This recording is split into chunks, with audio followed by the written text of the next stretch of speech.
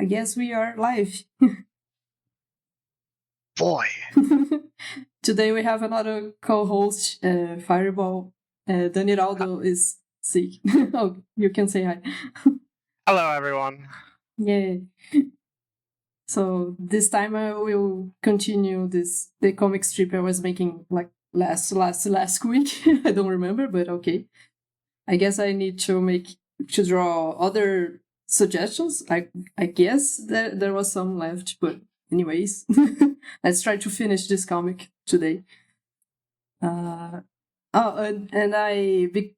Today I finished my credits for all the songs, all the music I use for the stream, like the soundtracks that I collected. I made a page on Google Drive with all the links and artists, and you can find it on my about page on Twitch. Just like scroll down on my Twitch page and you can find it. And I will keep adding music sometime. So yeah, let's start. Play some music. I guess. That mostly Creative Commons stuff? Looks like it. Yes. Nice. All the musics are royalty free, and I check it like everything before adding. And then I actually made some extras, like some artists that I'm not using the musics because the musics aren't like chill enough or background enough musics. But I still like some artists, and then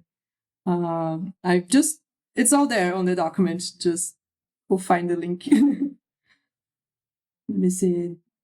Like here, see, like here. Oh no, yeah, cool. I certainly need to build a royalty-free playlist. Generally, I just use my regular playlist and let my VODs get muted every time. Yes. I was with an echo with my Twitch. I just, whoops, but I already like silenced. Did you see that Twitch is doing their own like music service? It's not royalty-free stuff, but it's stuff that has permission to be streamed. Oh, cool! I remember that there was a bunch of people got a lot of strikes because they changed some algorithm or something. Actually, hi, Yeah. Big Diesel. I saw you, but I didn't say hi. Oh yes, the reader on my Twitch page I made on Krita too. It was I was trying to make some sci-fi stuff. Maybe too. Like I used to have Dustforce graphics for the Twitch, like my Twitch page, but I wanted to get it like overall for not just specific to Dustforce, so I changed the readers. But yeah, because I like even before, I guess in 2015, I was making some small animations experiments, and I needed to post on YouTube and stuff. So I was already searching for musics you could like use and whatnot. So it kind of the research started like years ago. So when I got back to the streaming, like I was just kept building up on that. Thank you, Lisa. Is Fireball still there? Yes, I'm still here. Sorry. No. Okay. I just like to check if there's a thing. All right. Sorry. I do that too. Yeah, when you're talking, I'm probably not going to say anything. Like it doesn't seem worth interjecting if you already have things to talk about. Oh, hello, Jersey. Don't worry, Fireball. You can talk whatever. I don't get distracted. I just like someone to pay attention to, like chat or someone to warn me, like the stream is down. Help, because I get too focused on the drawing. That makes sense. Like I certainly wouldn't notice stream being down. Oh, and I guess chat would remind me at some point. I just saw Jesse Leite. Hello, how are you doing? Like, I remember the last picture I saw from you was like a joke about like your child, baby boy, and you were like, I guess, I don't remember. It was a pun on X. I don't remember. I guess he's having fun. If you ask me, I guess it was a a joke like that. So cute. I hope you're doing well. We're just like here doing stuff on freeware, more comics. I don't remember if Fireball posted a suggestion for this guy. Did you? I haven't for a while, so no. I don't think so. So yeah, this is. I always don't know who is watching, but like this is Dustforce, the really cool game, indie game that people don't know. And we are making comic strips with the characters and suggestions from the community. It's really fun. We made some. Let me see.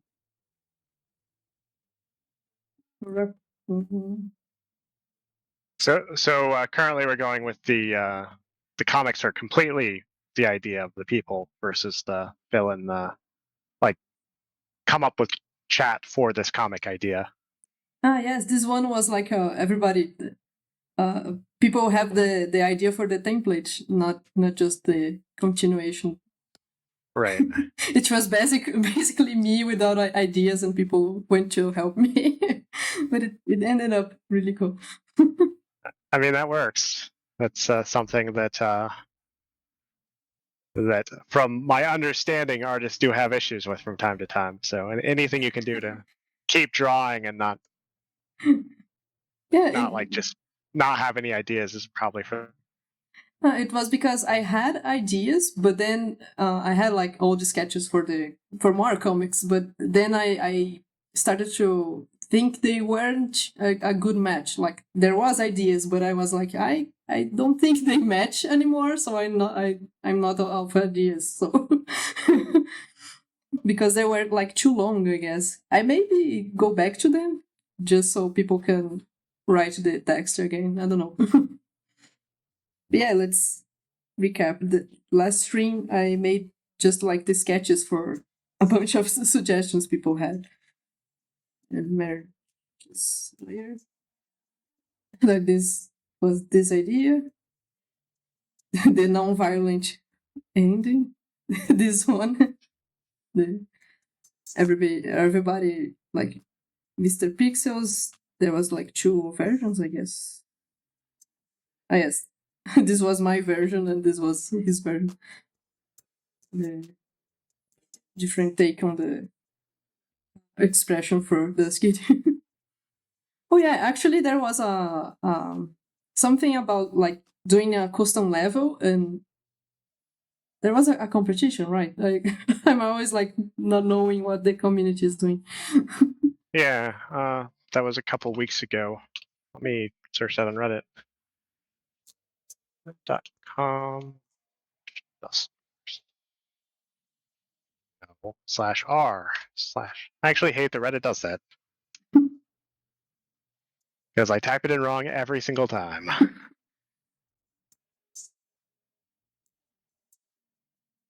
So yeah, a month ago.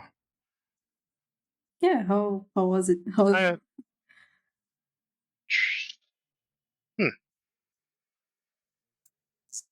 They didn't actually post who won on the Reddit post. Oh no. Right.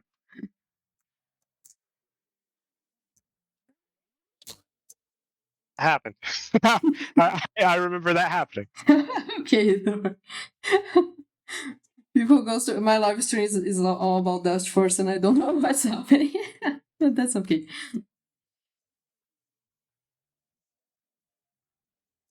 Let me see for people.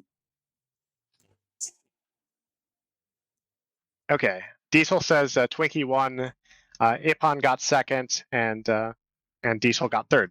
Oh, cool. So congratulations.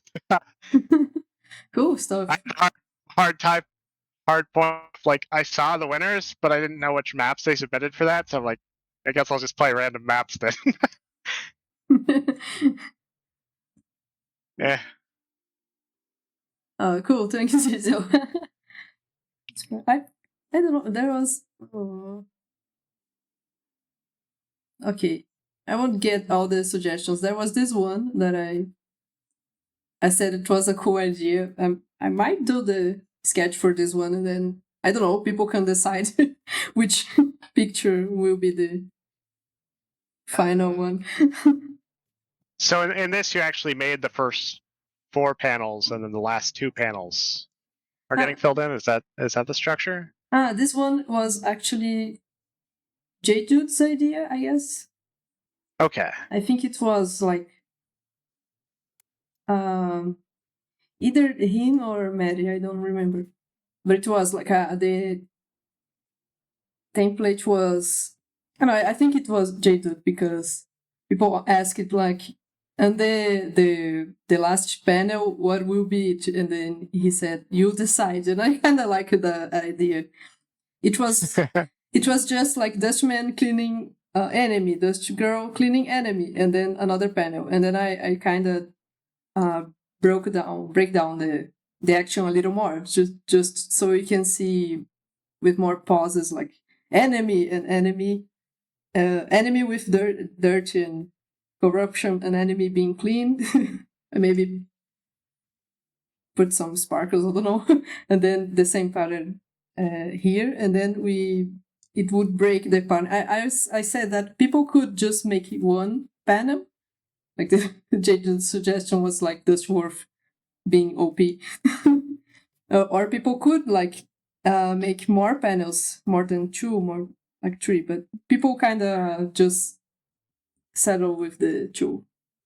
Dustworth being OP, so he's clearing like 6 enemies, all of Wild Den. Yes. The entirety of Wild Den. Yes, this is it, like he's cleaning everything and record stuff. Because Dustworth always like being, it's kind of a pattern that Dustworth is the hated OP for the comic strips. Yes, the enemies, they confuse the enemies.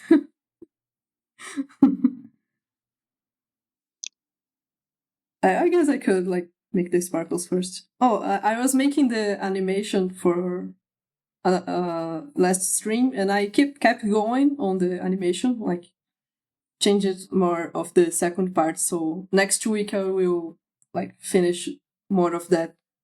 I hope if I can finish more, like, and then we can make the transfer, like, because I will make I made the animation on here using Krita, and then I will make the final composition camera movements with another program, the OpenToons, that is really cool. So yeah, I've missed your last couple of streams. This is the race animation? Yes, the racing one. Still going. Okay. I think I have a sparkle brush, like Krita. Yes, here. Krita's animation tools look really pretty good for what Krita is. Like, they seem pretty solid. Yes, it is. I was like really surprised, like, oh, wow, this is actually really cool. Like, it's not terribly powerful, but it's enough to do the job, it seems like. Yes, for me it's amazing. I've been really impressed with Krita over the last 4 years ish. Like, they've really improved what they had. Yes. To the point where, like, I think that Krita is going. Well, no, Krita is already something that a lot of people just use as their primary tool. Mm-hmm. Like, I think it's probably displaced Photoshop quite a bit for photo editing, maybe, but for art like this, I think it's doing really well. Yes. I was like, I think I saw, when I changed to Twitter, when I saw like Dave G. Rivoy, the artist that make a lot of comics for the Little Witch, like Pepper and Carrot. Oh, hello, Underwolf. Yay. Another moderator. I will write his name. Rivoy. He just like showed a print of his comic, and it's so cool, like a whole comic book made with freeware, and it's really great, like his art and stuff. So he posted some years ago a tutorial on how to color with Krita. Like there's a bunch of layer modes with that lets you color a black and white picture. And I found it really amazing. I started using Krita just for that, like just for coloring some illustrations. So are they like part of the layer blending tools? Yes. Like, are they part of that? Okay, yeah. I knew that that was one of the things that, like, the layer blending is one of the things really big on Photoshop for. Mm-hmm. And I'm really happy to see it in Krita, because I'm not an artist, but it's a tool that was easy enough to use that I was really happy with it. So yes, I was pretty happy to see it. It was one of the things that I felt was missing from the GIMP as like for being an easy to use tool. Yes, I never got to use GIMP actually. So when Krita was like more famous, or more like well, no, I was happy to having a freeware that I could easily get into. I don't know why GIMP always crashed on my computers. I don't know. GIMP doesn't like me. I tried a lot, but you're on Windows, I'm guessing. Yes. Yeah. GIMP on Windows is a little bit.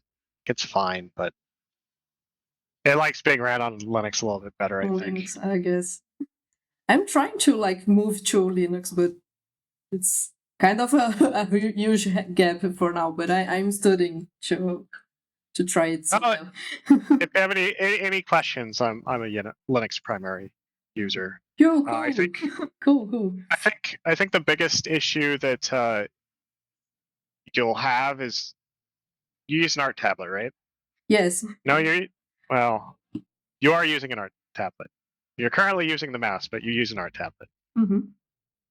I remember like KDE have a nice menu for the interface.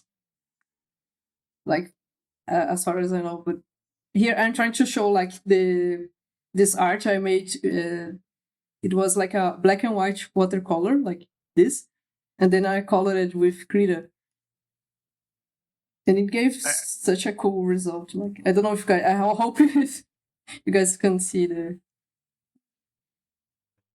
Well, if it ever stops loading. Actually, I'm doing wrong showing YouTube stuff. Oh no, should like made another video format, but yeah.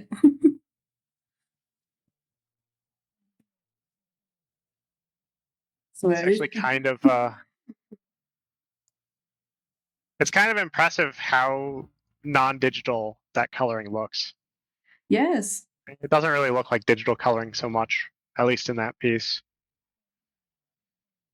Oh yeah, yes. There is like you're talking about blend. We are like explaining and not drawing, but okay. Like this blend modes that I made the favorites. They are all the Photoshop ones, but there's a bunch other effects here. Like look at the amount of stuff here. Could I have like a lot of experimental and other modes here? It's amazing how much it is. Like these ones in the middle are the ones that deals with the color. Like each one colors in a specific way, and then the Dave G. Revoy that I said, he made a really complete tutorial on his YouTube explaining each one for the coloring, for the sole purpose of coloring black and white drawings. So it's really what sold me to Krita. Can you show me which menu that's in again? Just this one? It's the list for the blend modes. Is that just? That's just your. Oh yeah. Okay. Cool. It's right on the layers, like below the name layers. Yeah, and that's your blend modes. And here on the brushes, the same list for the brushes. I always like to change on the layers because if you change on the brushes, it's confusing. at least for me. I guess the only thing I changed here is like if I doing like an animation and I have a line that is not white and I need to paint, like I have a drawing and I need to make a color behind. Like I like to make the behind blend mode. Like this blend mode helps a lot with animation. It's super cool. Yes. Let me take out the. Oh, and this like smoothing the brush settings. It's really cool too. Hyperlight Drifter, yes. Oh, okay, yeah. I was playing with Daniraldo another day. We get to play the co-op mode, which was fun. He never played before. I own it. I need to play it. I had put it off because it was 30, and I didn't want to play it. Like the maker of the game, like made a big deal about how it wasn't possible. It's like kind of put me off. But if I complete it, like, and then he made it 60 frames a second. Like, okay. What? No, if I completed the game, everybody can complete the game. If I can, if I can complete the game, because I'm not a good player, so it's not impossible. I don't know. I could complete Celeste, like. So yeah, it is doable somehow. I don't think I've completed Celeste yet, but I don't know what completing Celeste means in this context. Because it's like difficult, but it's not impossible. I have not finished the B-sides yet. No, me neither. Are just like I say, finish the main game. So the rest is like, okay, it's extras.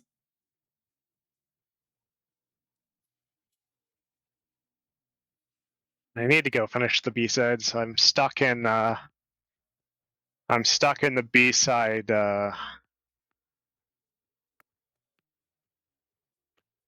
whatever the area is called. I guess B-side for area. I don't remember. I remember I guess the second chapter. B-side was one of I really wanted to do that one because that was my favorite level. And I was like, okay, I will take the challenge. Well, hey Diesel, they turned in the same emote for me. It's okay. I had it where I typed sad face, and it gave me like that face too. What? Oh, the sad face. Oh, okay. It gave me this. But if I highlighted over, it would give me sad face. Or like it would say that I typed sad face, but it would always give the wrong emote. Weird. And like I'm like, is that just my account? And I'd look, and it just be that I'm like it'd be like that on my phone too. I'm like, what the hell is going on? Twitch white.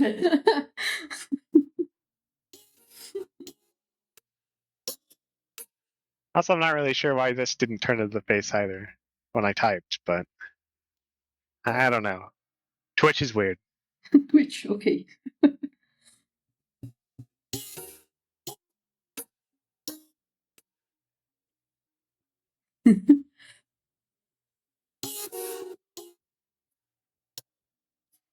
Oh, there was this one too. Okay.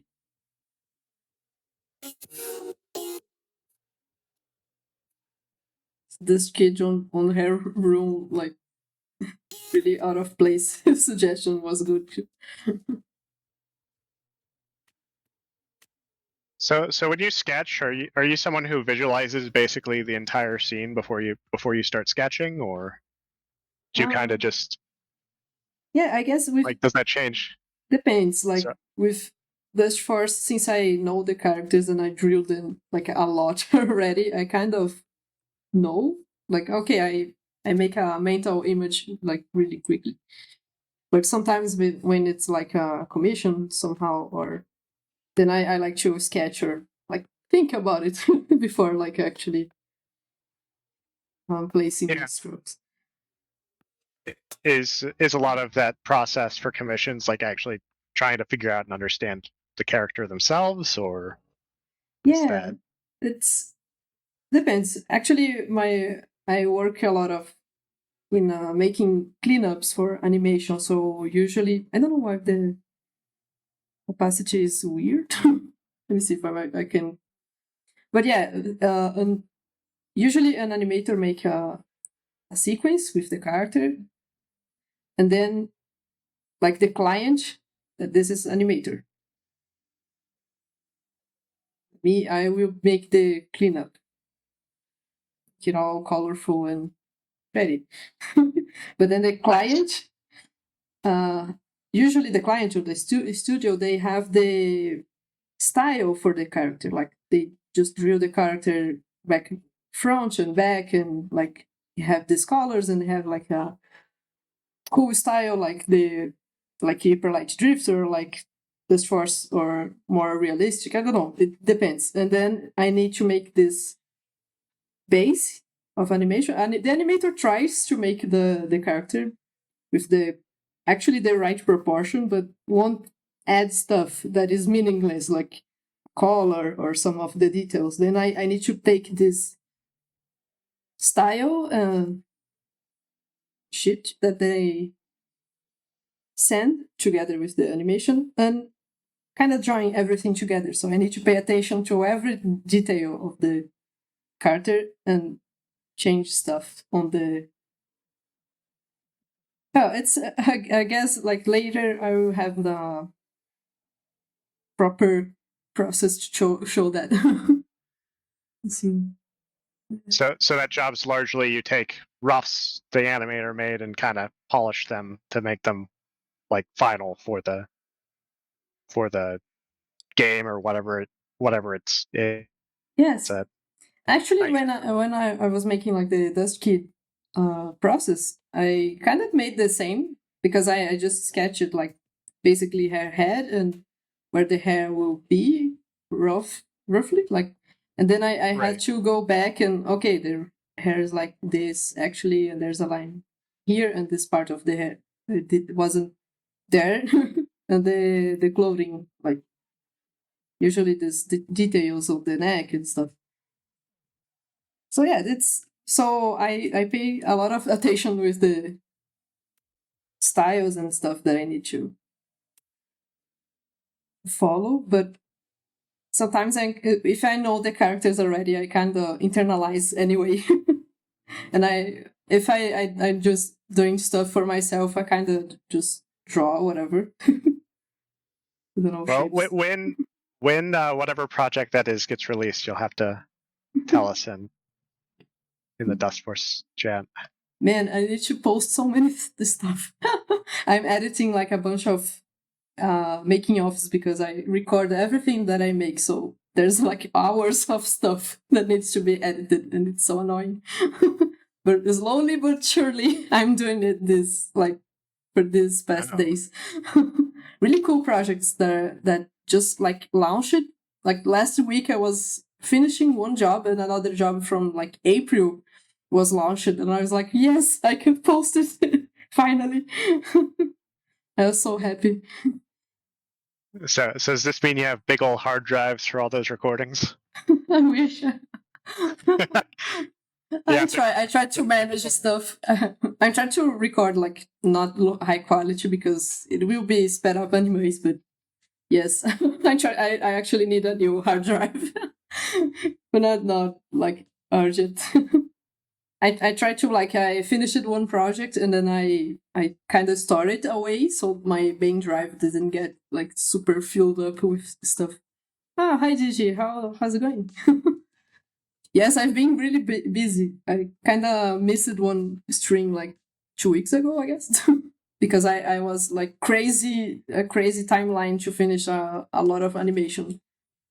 For like I had a lot of seconds of animation and like 3 days to finish that, and I was like, how? This is impossible, guys. How would you do that to me?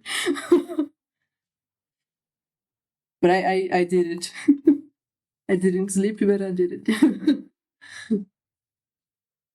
think that's how animation always is. Unfortunately, yes. Here it is. I wish I was like in England or countries that you just work until 6 p.m. or something. It would be so cool. But no. Guess my pens. Okay. Okay. I was using like Blender, and then I was pressing the point of my pen like a lot on the canvas for some reason, so I changed the sensibility, the like how firm you need to press the. They use your tablet for Blender too. Yes, I'm the crazy person that I'm using grease pencil for the part of 2D part of Blender with heavy traditional stuff. I have not tried my pen tablet Blender. I probably should. But I also don't know how to use Blender, so. Oh yes, I tell everybody like Blender is awesome, but it's kind of hard to get into because too many menus, like 3D program, so it's not easy. Never been easy. I kind of figured out what the tools are actually for last time. The first time I tried to use it, I was just kind of pulling surfaces out of something until I got the shape I wanted. That was not right. Yes. But now I can produce somewhat 3D shapes in Blender. Oh, cool. Exciting times.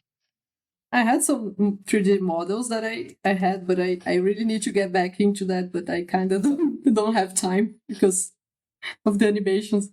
So yeah, one day I'll get back to 3D stuff. So 3D stuff for me is because I'm not an artist, and like if I need perspective at all, the easiest thing for me to do is just create it in 3D versus trying to understand anything. No, it's actually make a model. Awesome. Yeah, I don't need to work that out. Just picture, like make a maquette or use Blender. It's easier. I don't know. I don't think it's cheating because you know what you want to. You are building the reference, so yeah, use that. Oh yes, 3GS Max. Man, I never got to like GIMP. Like 3GS Max didn't like me. And then I used like Maya when I was trying to learn 3D like years ago. But Maya was really difficult, my gosh.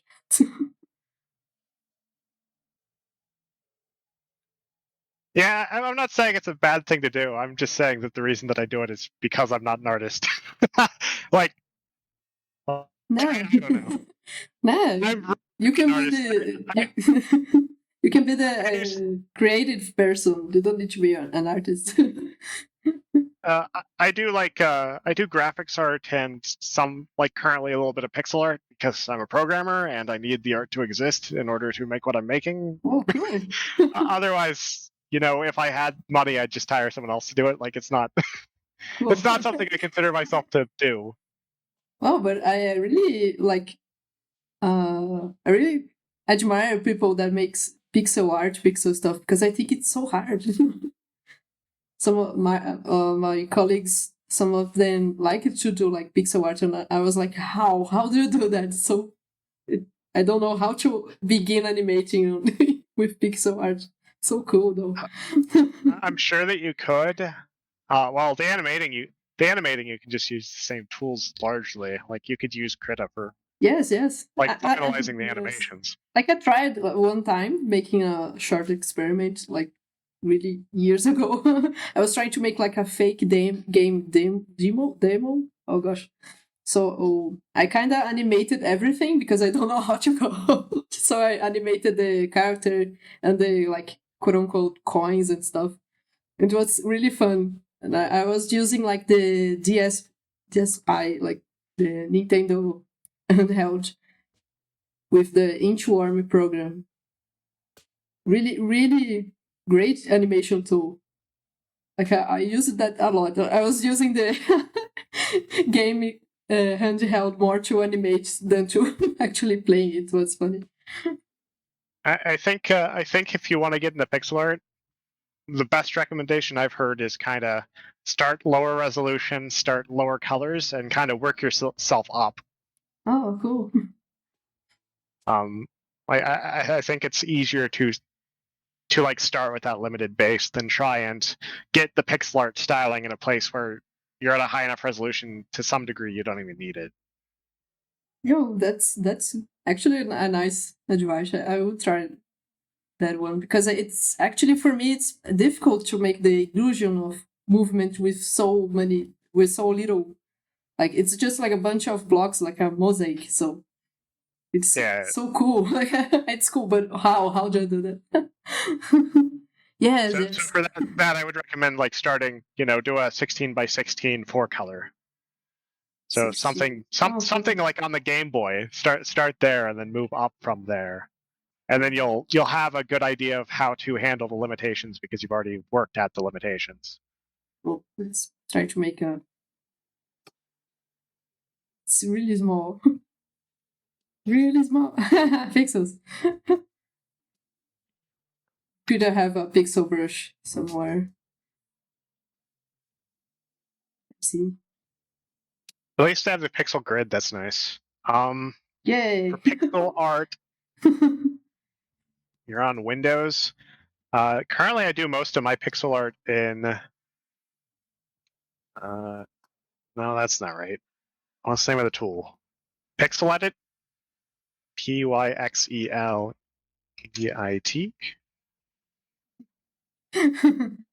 Cool. That's nice. It's not freeware. It's like $20 or something, but it's the tool that I tend to use for pixel art. How is it? The other tool okay. Pixel. Oh. And then the other tool that's popular is give me a second. My brain fails when I'm trying to think. No worries. There is Dustman. Oh gosh, what's happening? I know it's in my Steam. Oh, Aspirite is cool. another tool I use from time to time, which it's both free and not free. It's not really free. Okay. But they don't actually publish it. So it's open source, but it isn't free, if that makes any sense at all. Okay.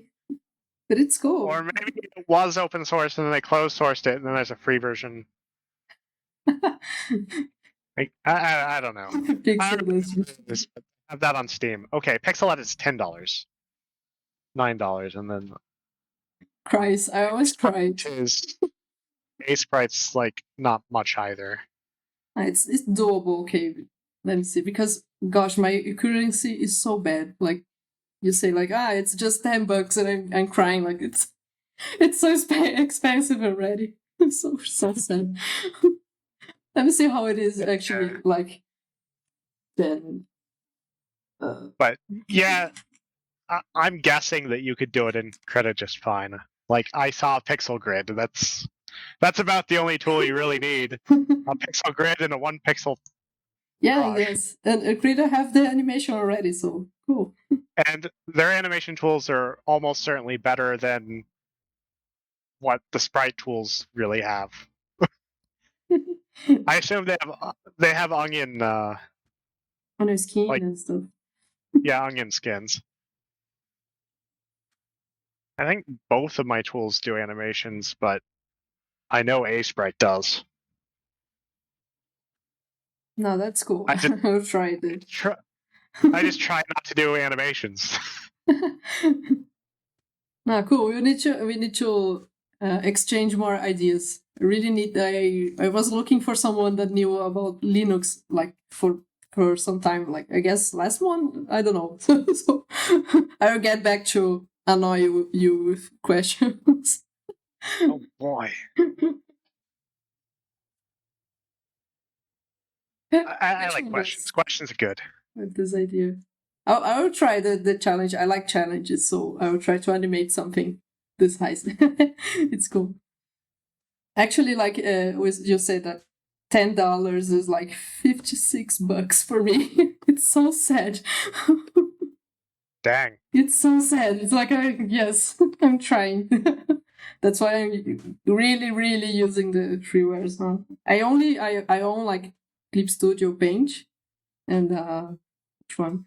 I own some programs that are cool, but nowadays the freewares are actually like so good that even if I own like Bandicam that is a recording program, I found another one that is free and actually does some stuff better. I just I go with this guy.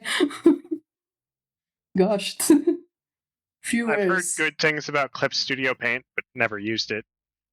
It's really good for illustrations. Like I used it for illustration, like a whole book with 30 illustration, like 30 pages, 31. Yes, 31 illustrations with poems. Someone else wrote, so it was really cool for that. But I don't know.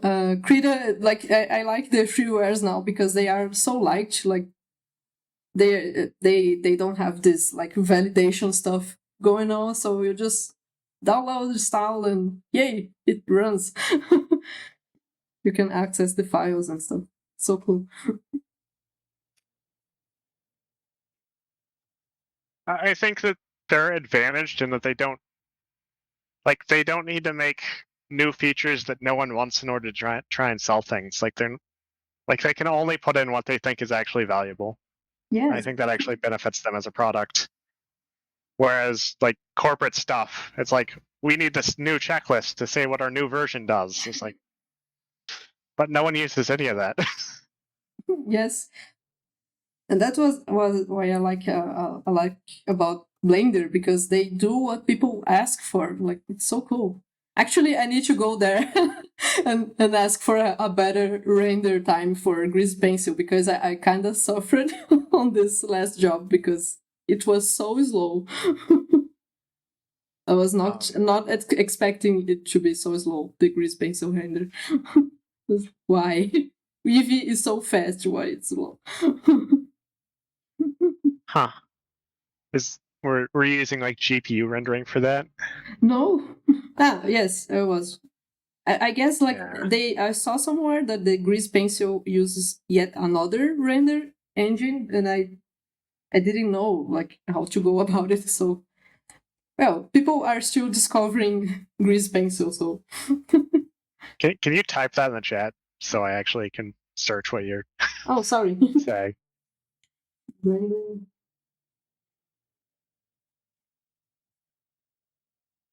Grease pencil. Okay. Sorry. Cool. Yes, please ask away if my English is too bad. Like, it's not that it was bad. I just I couldn't quite get what word we were using there. I'm like, I don't know. I need to watch more videos to like I need to observe the pronunciation for the right terms. Like I watch the tutorials and I need to know like, okay, people says the tool name like this and that. I guess we have the live sprite here. I don't actually.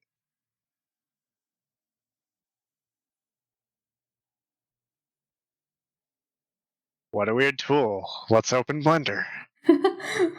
I'm about to open, but okay. I can. I don't know if I can open it because I mean, yeah. Like because I work on this. Oh, sorry. I work on. I mean, I'm opening it. I'm trying to figure out where this is. Okay, let me see if I can. Let me save. When you open Blender, you need to make the 2D animation like template.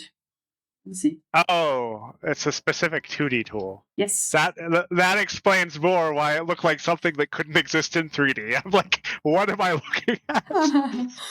Sorry. But it is confusing. Like people are still like, oh, how? How is it? 2D animation. Don't save. I don't need to save this cube. This is Blender, guys. Like 3D stuff. Okay, So grease pencil stuff, I made some brushes we can draw with.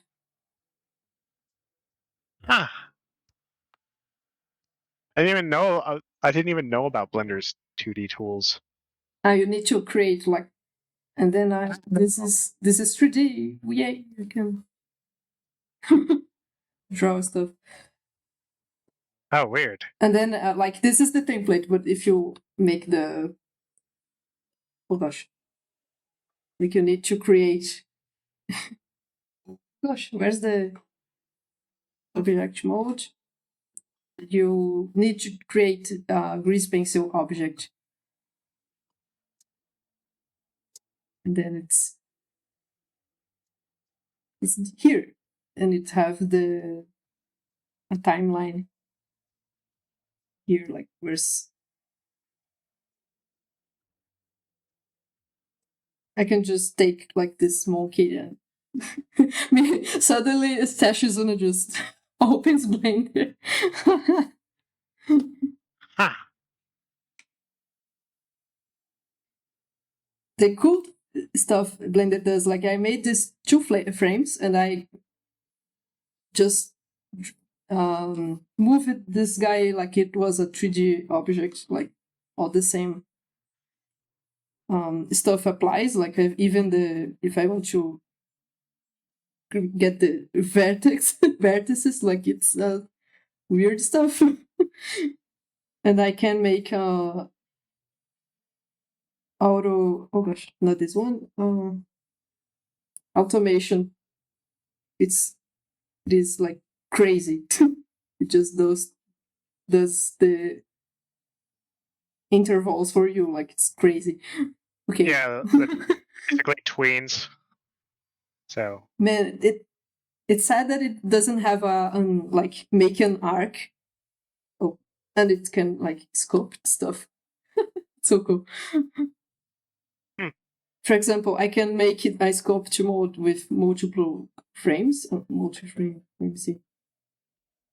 I do not understand this interface at all. Yes, it's really, really weird. It's more like a Flash, and I don't know. It's kind of look like After Effects with these diamonds. I don't like these diamonds. I always hate the programs that have these little diamonds.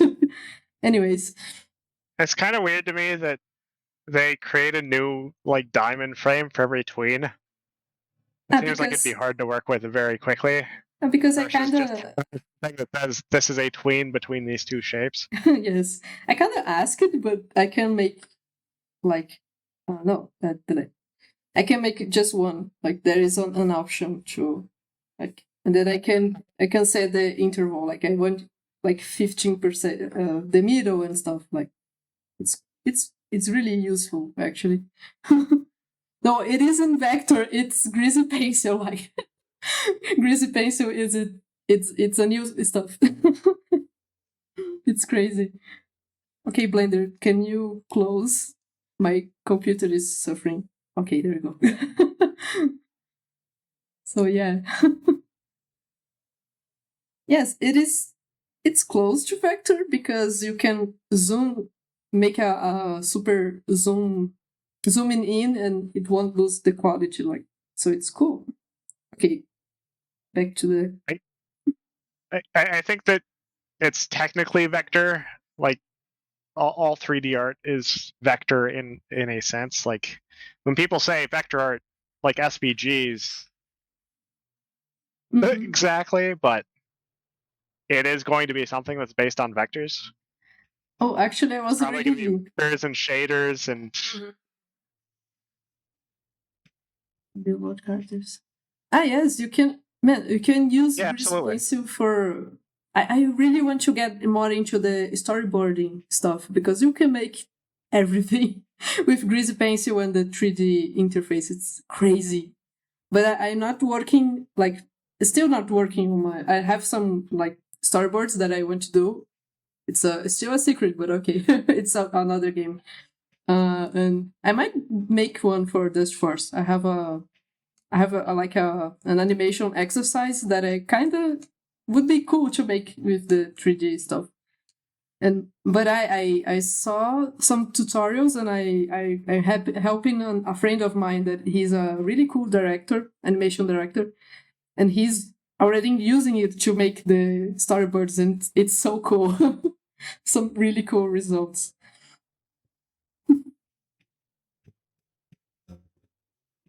So yeah, Blender is really exciting, but still like difficult and in development. So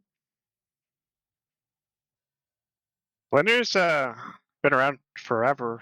I don't think it's gonna ever be less. it's always in development. But the grease pencil like is new. It's really new. Like this grease like better. Always had the grease pencil always existed, like the annotation. Like on Blender now, the Blender 2.9 have these two modes of the grease pencil. So there is the old annotation of grease pencil and the new 2D weird but awesome grease pencil for the animation, like the real animation, like not annotation or hacks. So it's really crazy. Like there's two grease pencils, and it's crazy. It's hard to explain to people what is grease pencil.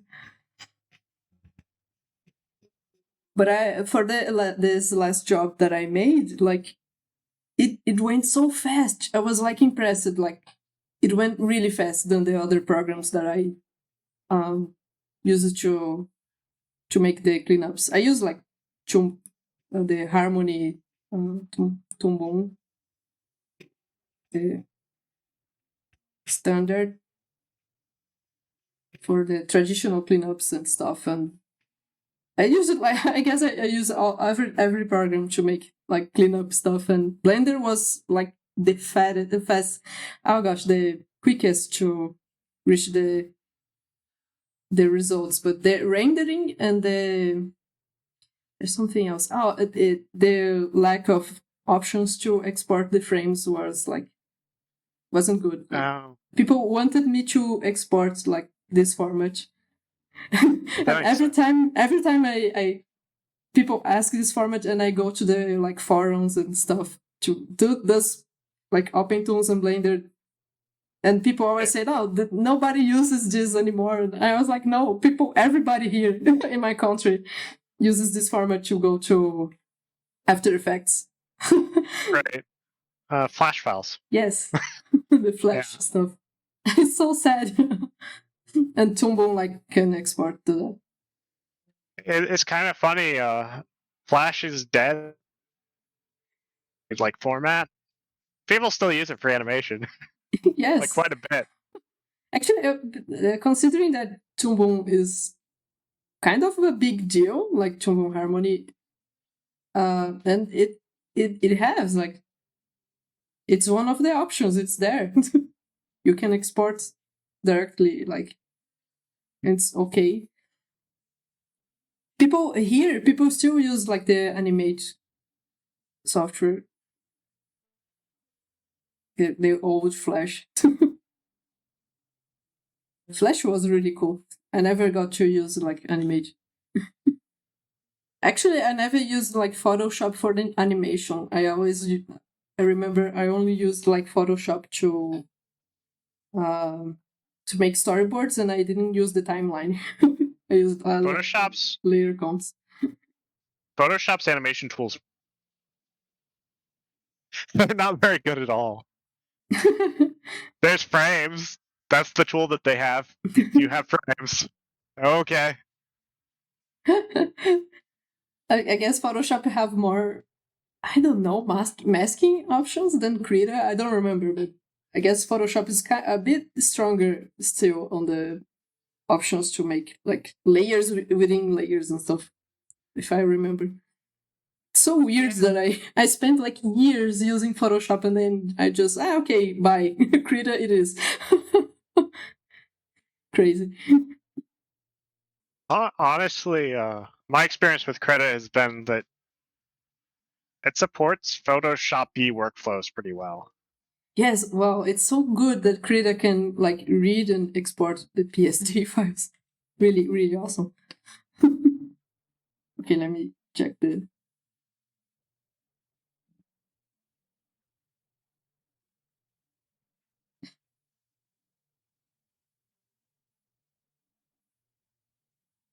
Oh. Okay, Dust Kid is a chill child, so I won't make the energy drinks. I'll just make like, I don't know, some normal juice stuff.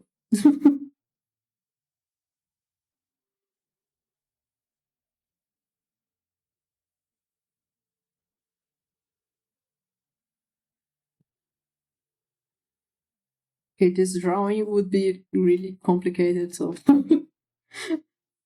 let's just sketch this one.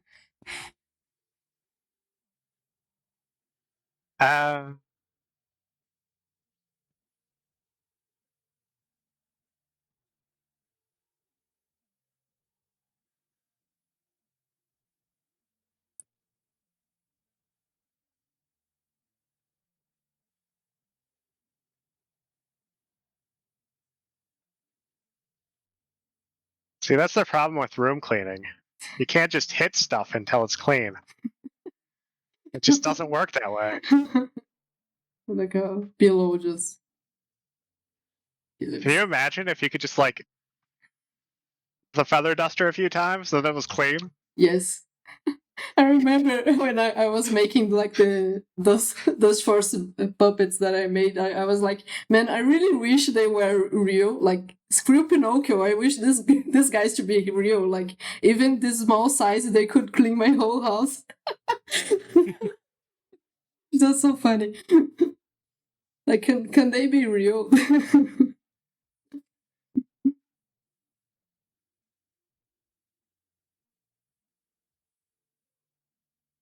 I think that might be a little bit disconcerting, just having Dust Kid flying around my room attacking things. It would be cool. Like everybody wants like this janitors to exist and clean your house in 3 seconds. I don't know. Okay, to read bash into stuff like just clean. I don't know. It's going to take at least 10 minutes.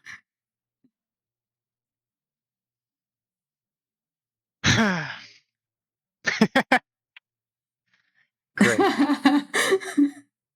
Goblins, cool. Just what I need.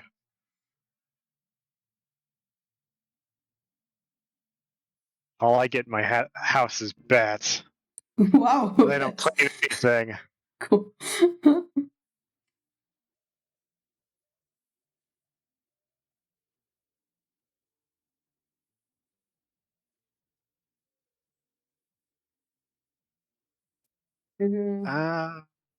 What else is a messy room? I don't know.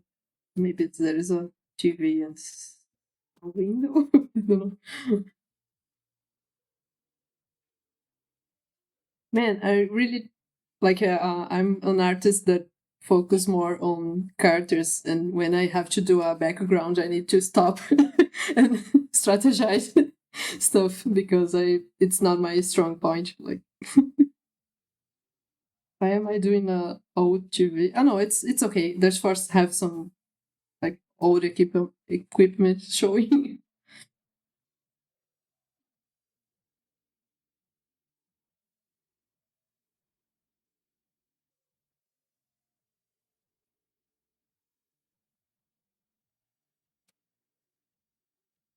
Dust Kid has a CRT.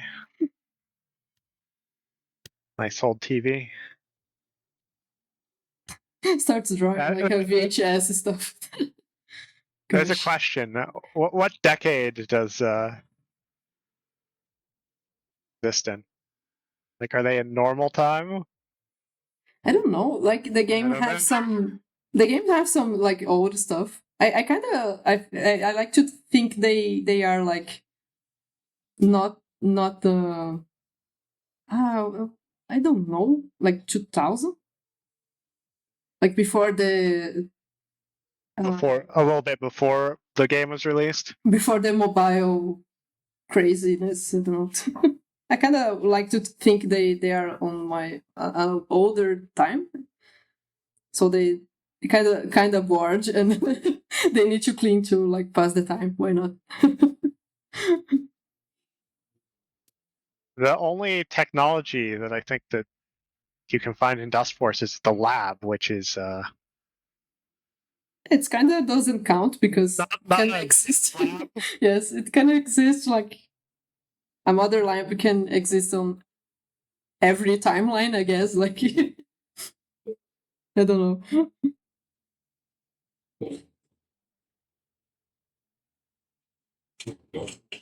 Not too messy, but I'm trying. Here's some.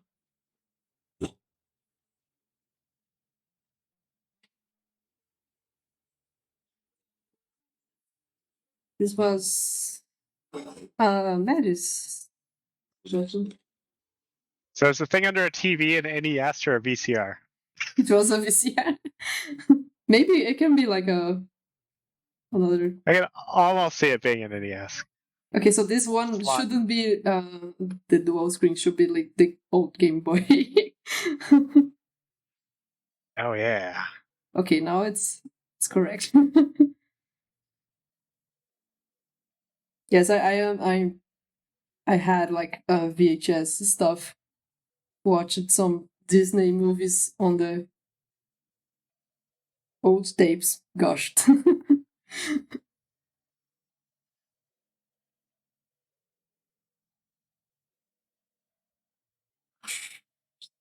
Oh, some dolls.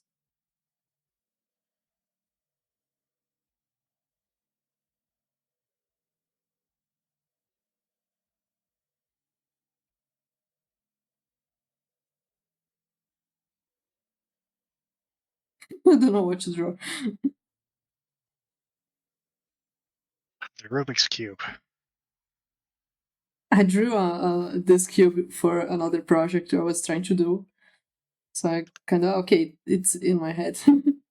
I had to like put the project on hold because it was so huge and I was trying to make it and it was something original, like not any game fan art or anything. And I don't know, I just started to get bored and I wanted to make more Dustforce stuff and gaming stuff, so I don't know, might continue the project on December or later. It's crazy, like it's had to do with it was a sequence, it had to do with gaming, but it wasn't about any game. Like it was something original.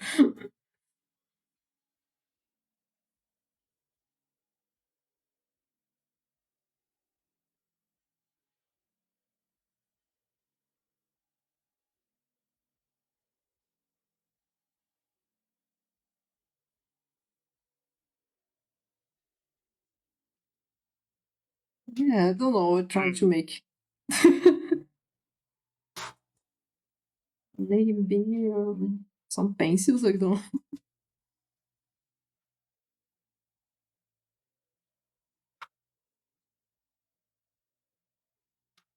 If she was drawing something.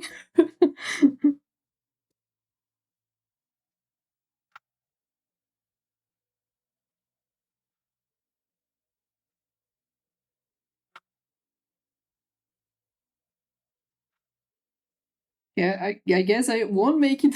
I won't make this one because it's too much. But it's the sketch is here.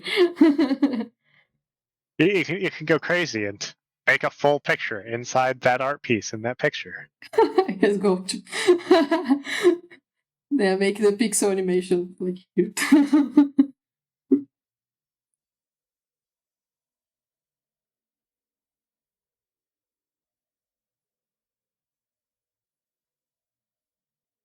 Slinky, what's the trash can?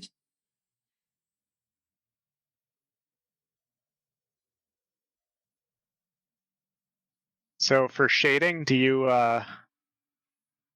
like think of where the light source is? Right now, You keep it in your mind, or do you just kind of yes, it's do what feels right? this stuff I'm doing right now is like the occlusion shadows that when objects like are close together and stuff. Like it's kind of something that you won't fail because it's always there, even if you do like the real shadow, like the light is coming here, and then I make the proper shadow like on another layer and stuff. sometimes I decide that there is the drawing, and then like what would be a cool shadow, like if it's like over this way, like does it looks cool, then okay, it's decided that the light is coming from here.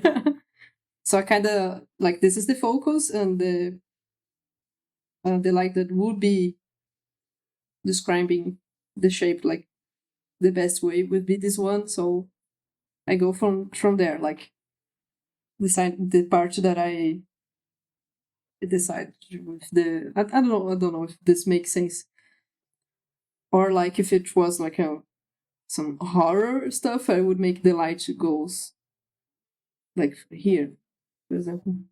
So okay, it looks cool like this, for example, and then everything else in this scene will follow the focus, the focal point that I just like randomly put the shadow where it looks cool. So kind of what you're saying is, for certain pieces, you get what you want from light, like you in a certain spot, and then you say that the light that would produce that is the light you use everywhere else. Is that yes, what you were saying? I guess it is. For example, like here, the bear, I needed to hide this arm. For example, I need a shadow here, so his face would like be separated. So making the shadow here makes the light go from above. So I kind of follow. I kind of let this guy be more graphical. Like it's not totally accurate, but so this was a decisive point, and then I go from there. Like I want a shadow to be here, so that defines the shadow for everywhere else. Same here, like kind of needed kind of follow the same idea. Like Dustman is kind of following the shadow as well. This one I kind of make more graphical, anyways. It's kind of from here, I guess. But it just needs to look cool in this case.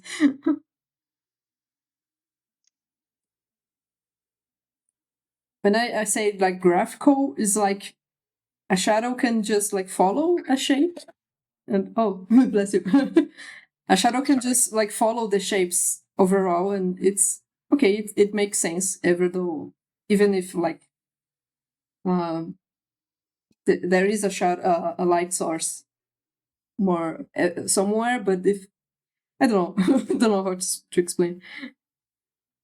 Sometimes you can like make some artistic choices.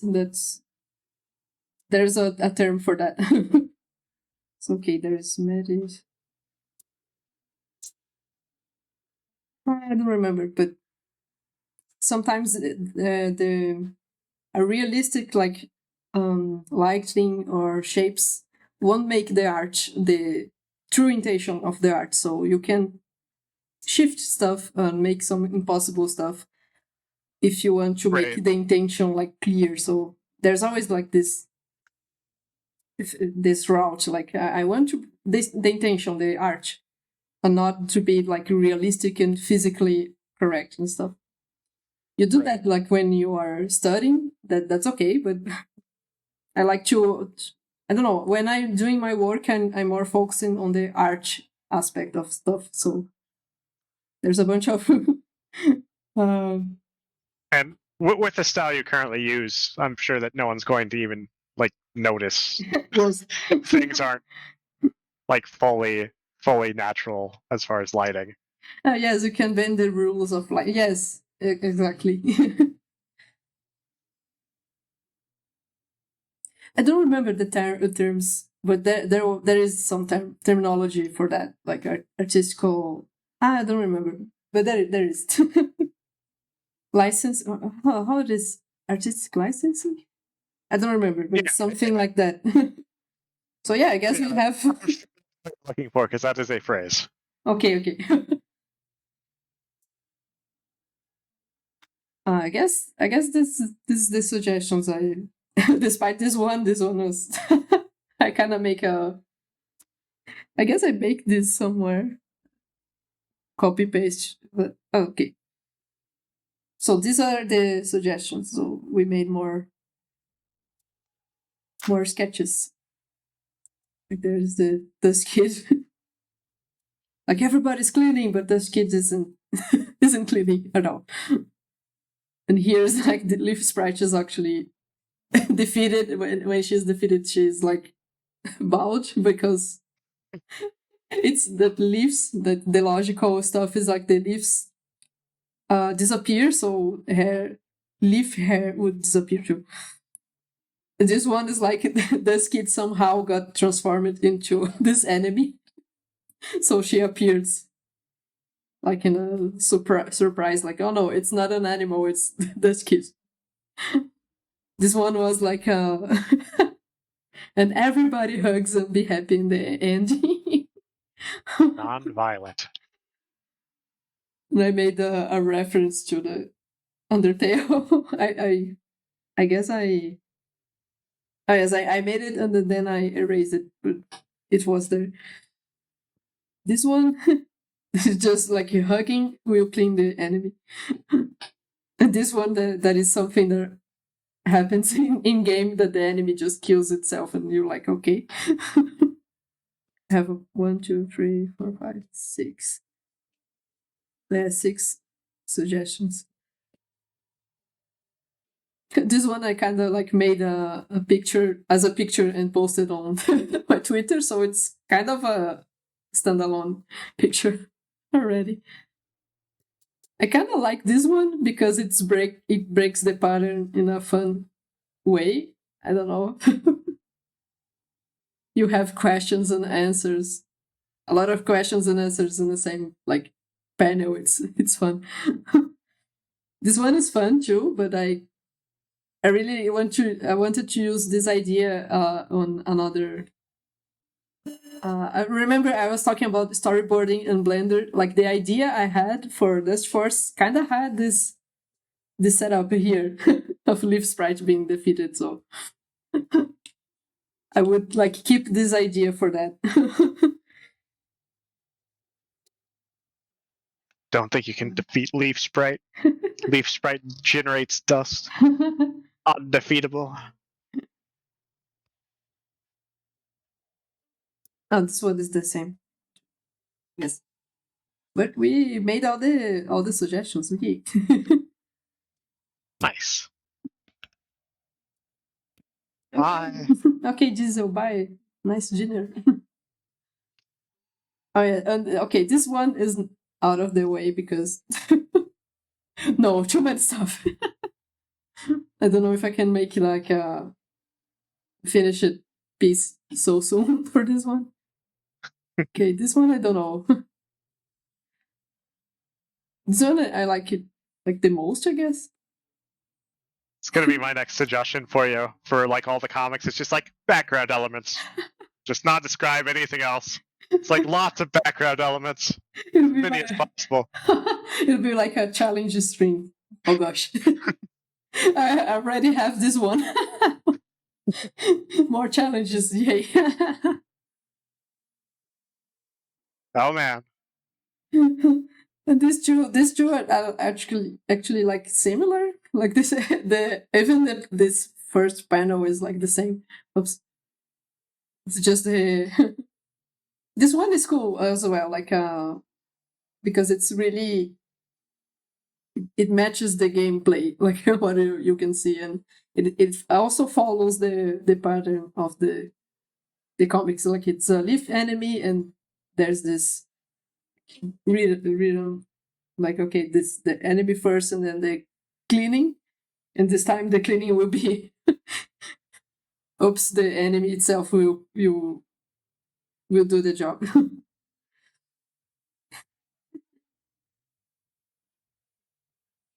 This one is like I don't know, I guess it's confusing because we understand what is happening because I'm explaining, but I don't know. And yet it is cute. Maybe I just like draw the like I make another art that is just this two. Like an extra. Yeah. Yeah.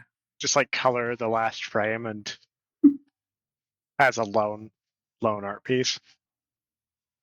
So, okay, this one is cool too. It will be like a. This one is already made, I guess. Colorful layers, eh?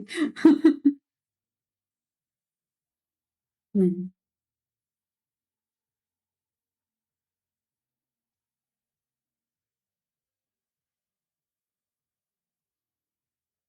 Okay, this one is cleaner. I guess I will make this one.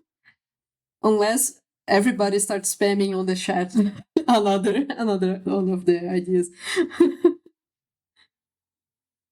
I don't know what do you think, Fireball? I don't know.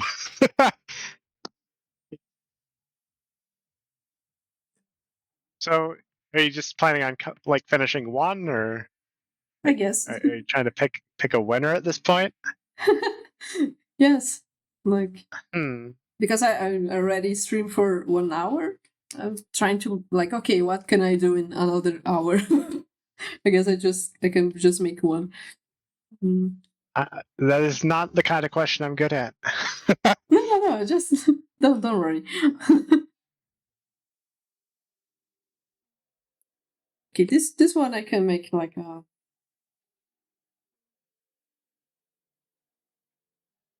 copy, and then I make a new one. So, okay, this one is its own stuff now. It can be like an extra that I can make later. This is the pixel.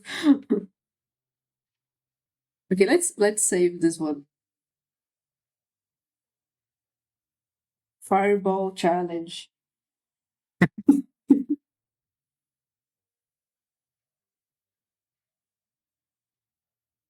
Cool.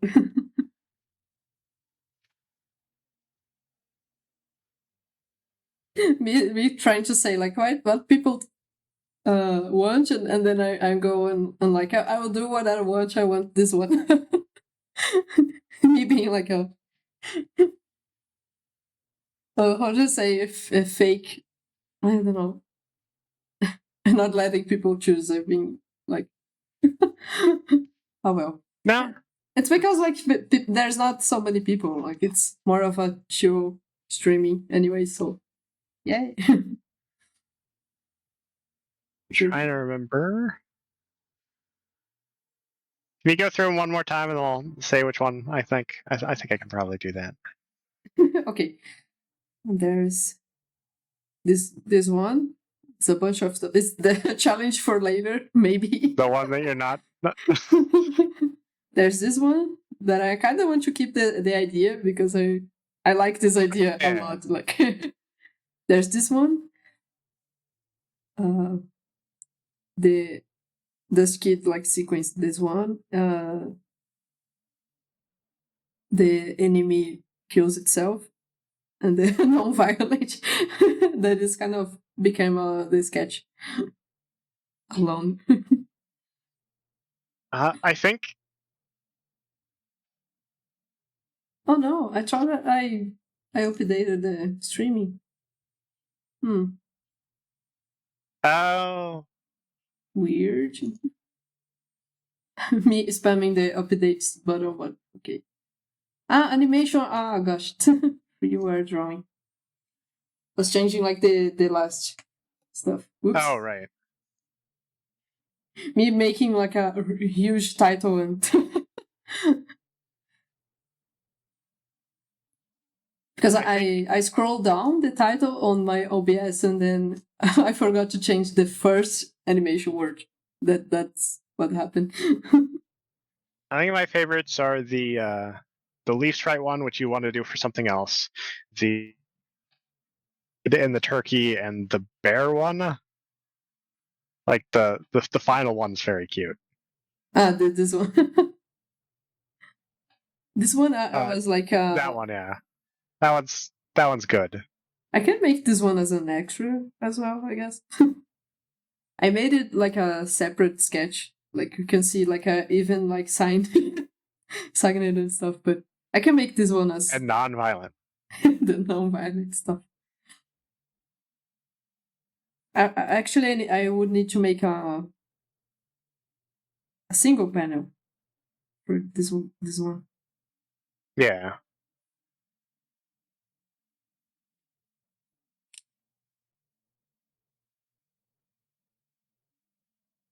Oh gosh, so many stuff to do. Let's go. I mean, at this point, I would just start on the maybe, since I think that's the one you want to do anyway, and then you can see where you're at afterwards, right? I can make more versions, but like that other comics that I posted that was, I guess, 4 suggestions, and I made like an animation. So it was like a Dust Girl, Dust Man, and Dust Kid talking with Dustforce about like I got a hacker on on the stage, and then Dustforce just erases this stuff, and then there was another one that it was just Dust Kid and Dustforce comparing the attack range. So I might do the same stuff for this one then. Oh, yes. Why people want to talk to me when I'm streaming? Like, I was like free all day, and when I start streaming, people want to talk to me. Oh yeah, On like Discord. on WhatsApp and stuff. Yeah. It's kind of weird with Discord that they don't just see the streaming thing and just think maybe not. Yeah, but it's okay.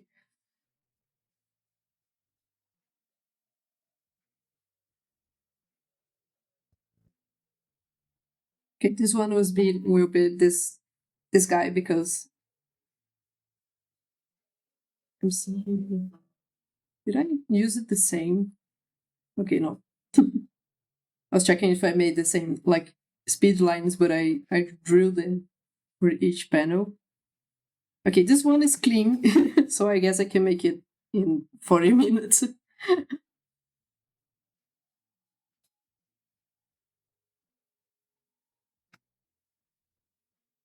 Like I really wanted to like making more live streams on more days, but I couldn't like get into into that yet. But sometimes I'll try to make like, okay, I have a lot of options, so I stream a little today and then tomorrow, I guess like 2 days for this force, and I don't know, because streaming is cool. Yeah, it just largely depends on how much of it or what you can fit into your schedule with the work and everything else. So Yeah, my schedule is like non-existent because freelancers crazy life, but yes.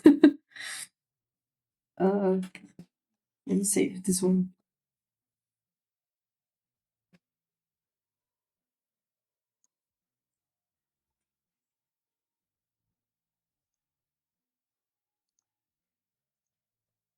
But yeah, I'm glad that Gigi can catch the streaming. Like it's super early, I guess, for you, but it's always cool when my friends can join. Like I always like try to call my students as well, but they're not much into the English live stream.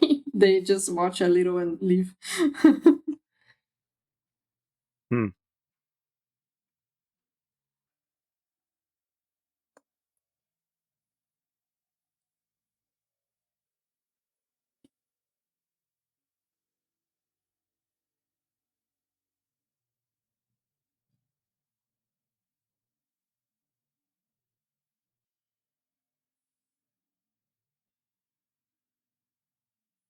Yeah.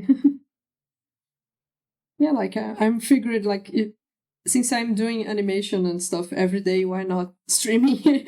Why not stream stuff? Now I like to explain the software and the process, even though I I still need to learn how to voice stuff properly. yes, you can learn how to teach. It's crazy.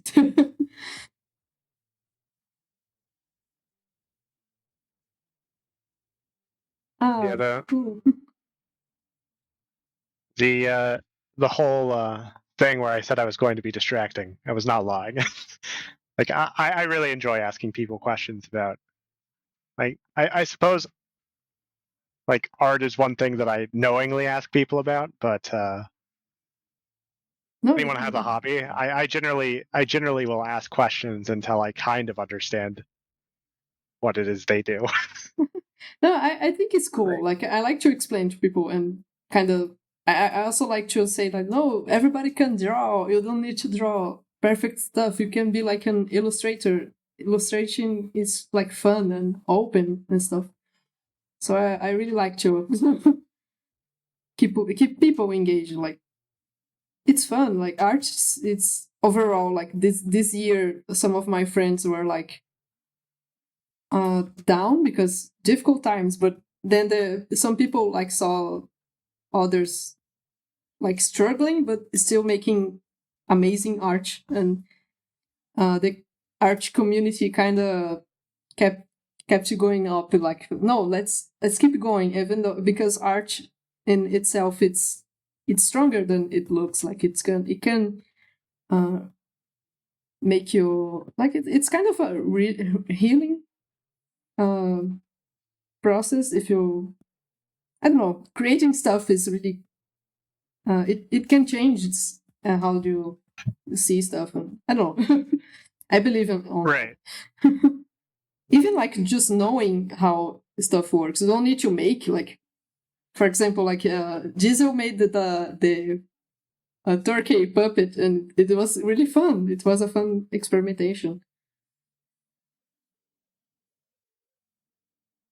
And you don't need to worry, like, for if you are annoying, you just ask away. It's nice. I need to like train how to I don't know what people want to know about. It's cool. I want to know.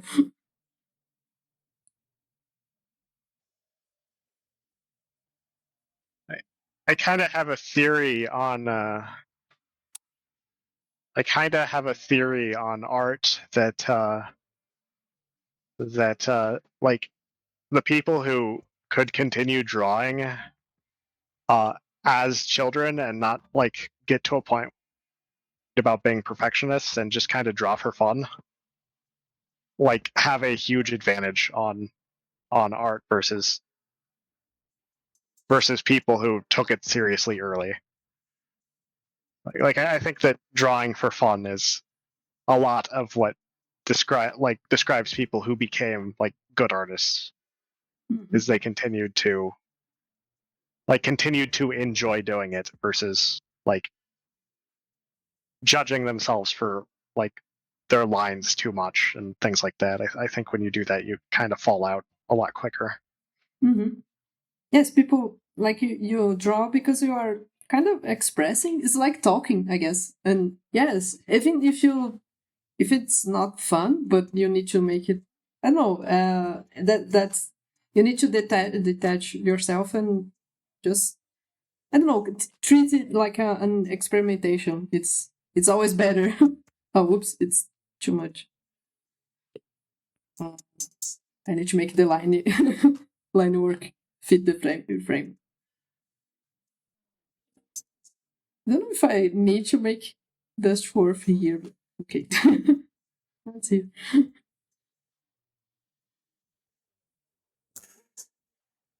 I mean, can you turn down the opportunity to draw Dustworth, just his head, Dustworth head with some nose? But I like remember this kind of art stuff. I know some artists, really good artists actually, that they started drawing really late, like on like they kind of probably drew something as when they were children because it's natural. But they Right. some people that I know, they started drawing at 20, 21 years, and there is a really famous artist. Oh gosh, Oh yeah. on schoolism, like he's a really famous guy. he makes realistic oil paintings, and he started like really late. I guess it was 20, almost like 30 years old, and he just suddenly like, I want to make art. And he got it. Like, he started this new route and stuff. It's so cool.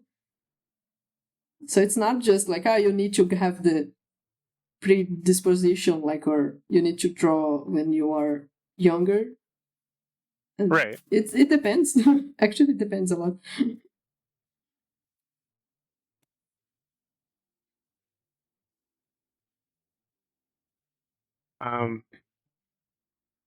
Like, there's certain things that I think that like there's probably advantages to like learning later in life too. Like, it's not is to doing it early. Like if you learn later in life, you're not going to have like habits that you need to correct as much. So like if you learn later, I'm guessing that it's probably easier to learn like a more technical style. Yes, I guess like when it's later, people have already like experiences, and I guess you can make easily more like correct decisions when studying something like that. Right. And it's cool. Like, I remember another artist here. He was like joking on a live stream. It was a Brazilian like podcast and stuff, really cool. And someone on the live stream chat was like, "Oh, I'm 34 and my too old to start like making comic books." And then he got that question so many times already. He was just like, "No, you can just lie there and play that. There's no hope for you." And the person just got it like, oh, okay, I will make my way as a comic book artist. As someone who's like 34, I can confirm it's all downhill from here. Nothing to do. No, it's still good. I'm always like trying to make people like go up. No, it's not too late. Go. Like that. Like how was this name? Like a really famous animator, like the was that Ken Harris? I don't remember. One of the Disney Nine Old Men, blah blah blah, the masters and stuff. Everybody tells about. He started like when he was 45 something. Like he was. It was a crazy story. I don't remember. He was like selling hot dogs, and then suddenly a studio that desperately needs people to make cleanups. They were hiring anyone who can hold a pencil, and then they just asked him, and he just became the one of the really famous animators, like worked on Lion King and crazy stuff. And so people, there's never too late to become the 9 old wise men of legend.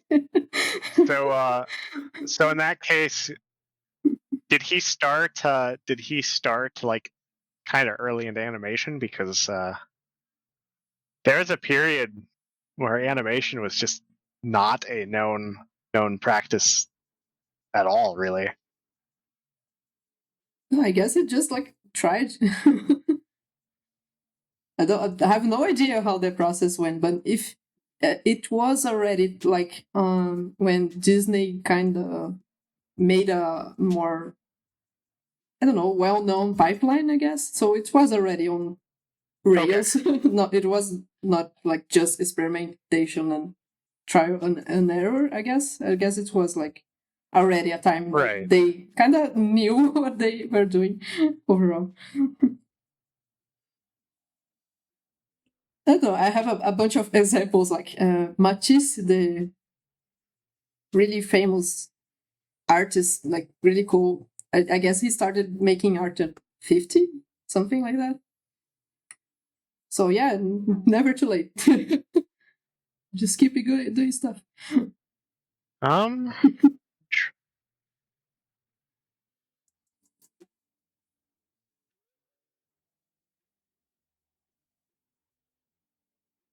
Just to verify, Van Gogh started as an adult, right? Who? Van Gogh. Yes. Van Gogh. Sure. he studied a lot, I guess. His biography, like, he gathered so many amazing examples on his time. Like, I remember, I didn't read the whole book, but there is a book that compiles all the letters he sent, Van Gogh sent his brother, telling him about his findings on art and stuff. And one of my teachers in university said that it was a full course, like a full university fine art course on art, because he gathered like that many reference. Crazy stuff. It has her proportions are really wild to hear. Let's.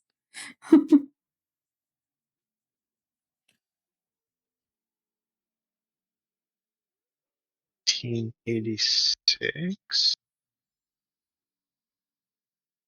Yeah, so he would have been, if he started Art Academy at 1886, when he started Art Academy.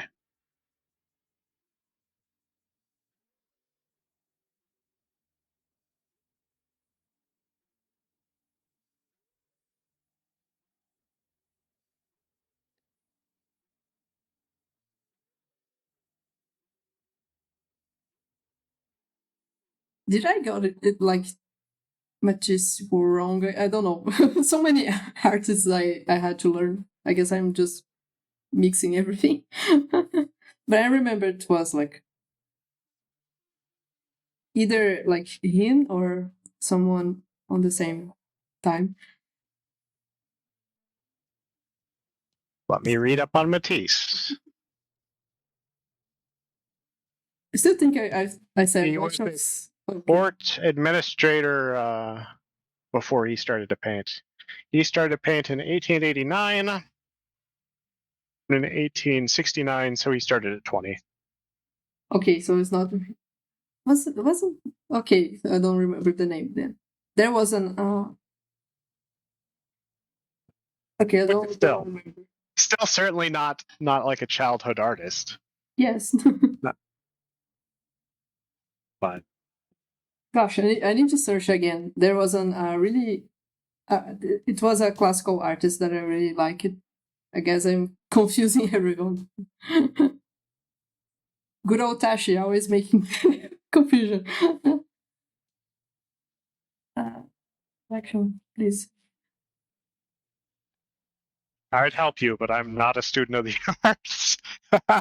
No, don't worry. No idea who you're thinking of.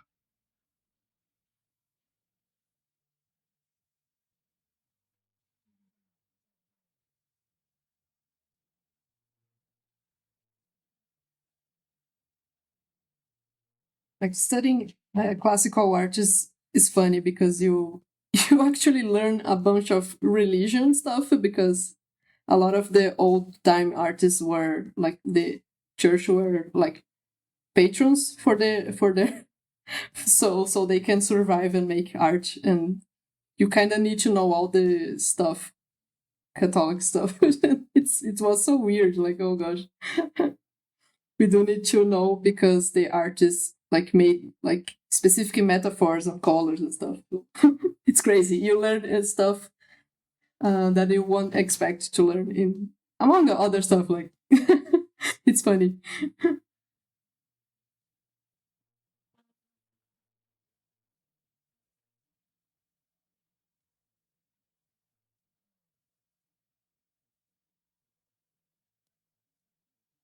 I think I'd probably that'd be one of the things I would be better at. Understanding old, weird religious history. Something I'm not unused to. You said you make like programming and some like graphic stuff, like titles and something like that. Yeah, I'm a programmer. I make sprite work and like I make art that's required for what I'm doing. Projects, but I recently quit my job to work on a personal project, so Ooh, brave. Brave. for my current project, I have to do stuff. So I have. Let me find something. We have a really brave co-host today. You need to have the guts to do that. Well, I'm also lucky in that I'm a programmer, so I was able to save up money to do that. Cool. It's not so bad. So listen and learn, Shark. Children, you need to make stuff right. Save up for the project. Let me see if I have my pixel art in a way you can see it. Yes, when you only patron supported was the church. the popes, I don't know the names for the stuff. People on the church that I forgot all the names for. At least the church was like a higher tier. Like they're subscribing for the $1,000 tier. Yes, they like made this website the patron.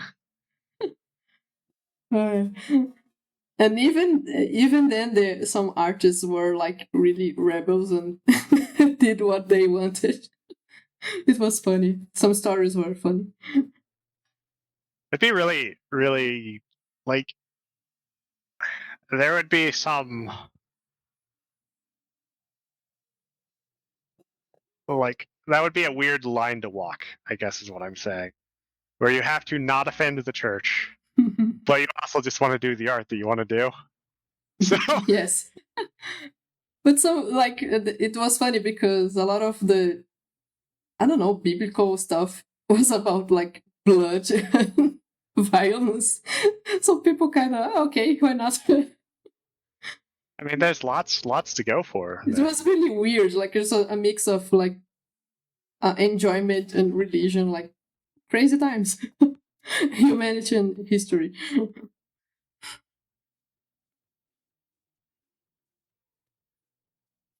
And yeah, you do the chapel work so you can afford to do your own work. Mm-hmm. Oh, and not only the church, like even the aristocrats stuff, or people that were like kings, and they were like religious as well. So it was kind of the same, like the church or the people.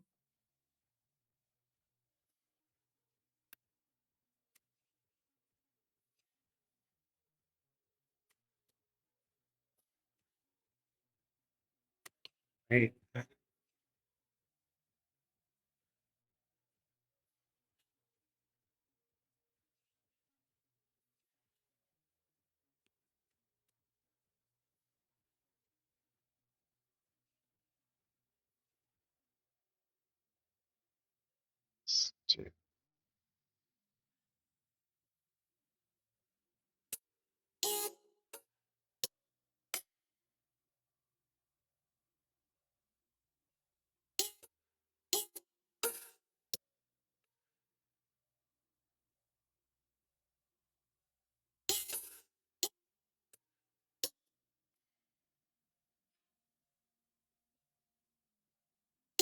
Oh yes, Gustav Doré stuff. I don't know how to pronounce, but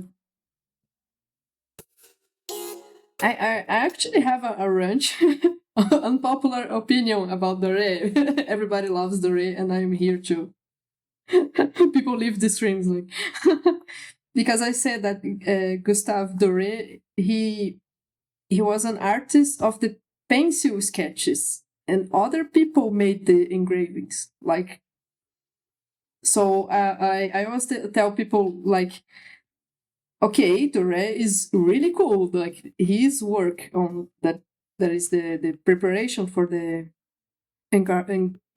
I don't know. Oh, you guys know. There is metal and a point and ink. Then you make place a paper on the press and you get the results. But yeah, like a bunch of artists helped Doré by doing the engraving. So it's kind of it's cool. Like okay, Doré is great, but try to research the artists that made the actual work. because, for example, there is, oh gosh, if I can remember his name. I don't remember his name. Gosh. I like, I'm a super fan of this guy work. He's an Italian artist that made a bunch of stuff. Let's see.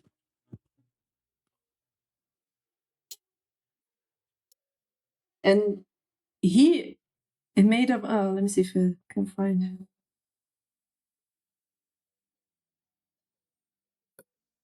It's Piranesi, I guess.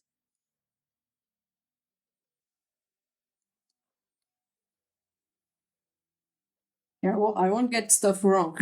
Okay, it's this guy.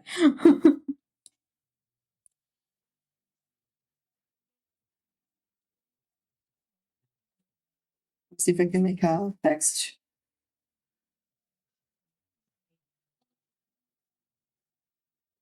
This guy. I really like it, this artist. My gosh.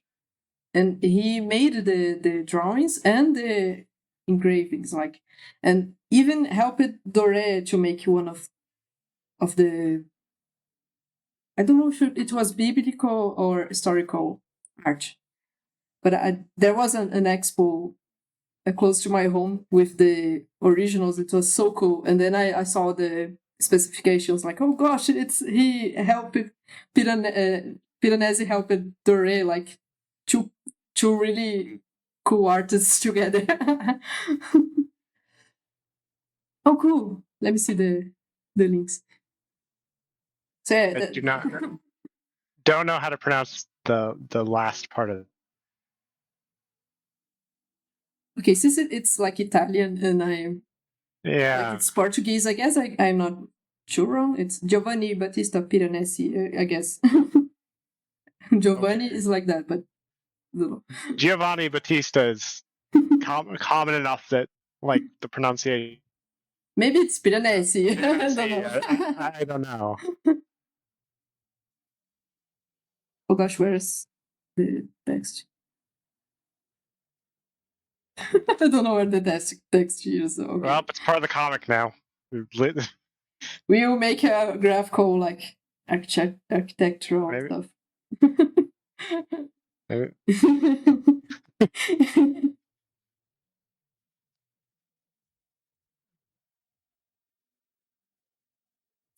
Let me see the link. Found it. My streams are like crazy. We start making comics, and I talk. When I make animations, we talk about comics. When I make comics, we talk about fine art for some reason.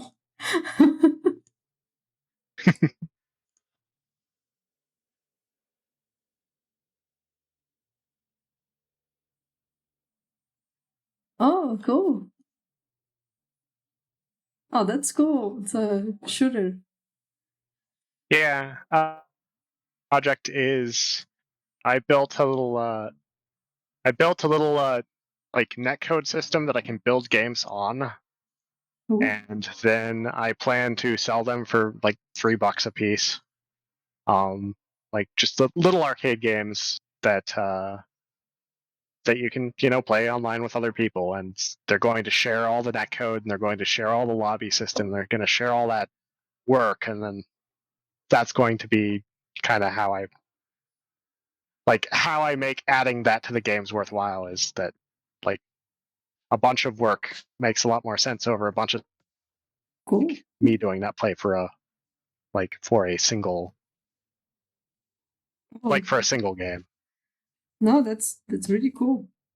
And my brother really like shooting, like oh gosh, shoot 'em ups, the games where the when you play words, how it works. Shoot 'em ups games when you have the spaceship and you go. My brother really likes these games, and he knows a lot. Like a shmup fan with yes, with like the waves of enemies and like the crap tons of bullets. Yes, like air type and gradius and this kind of stuff.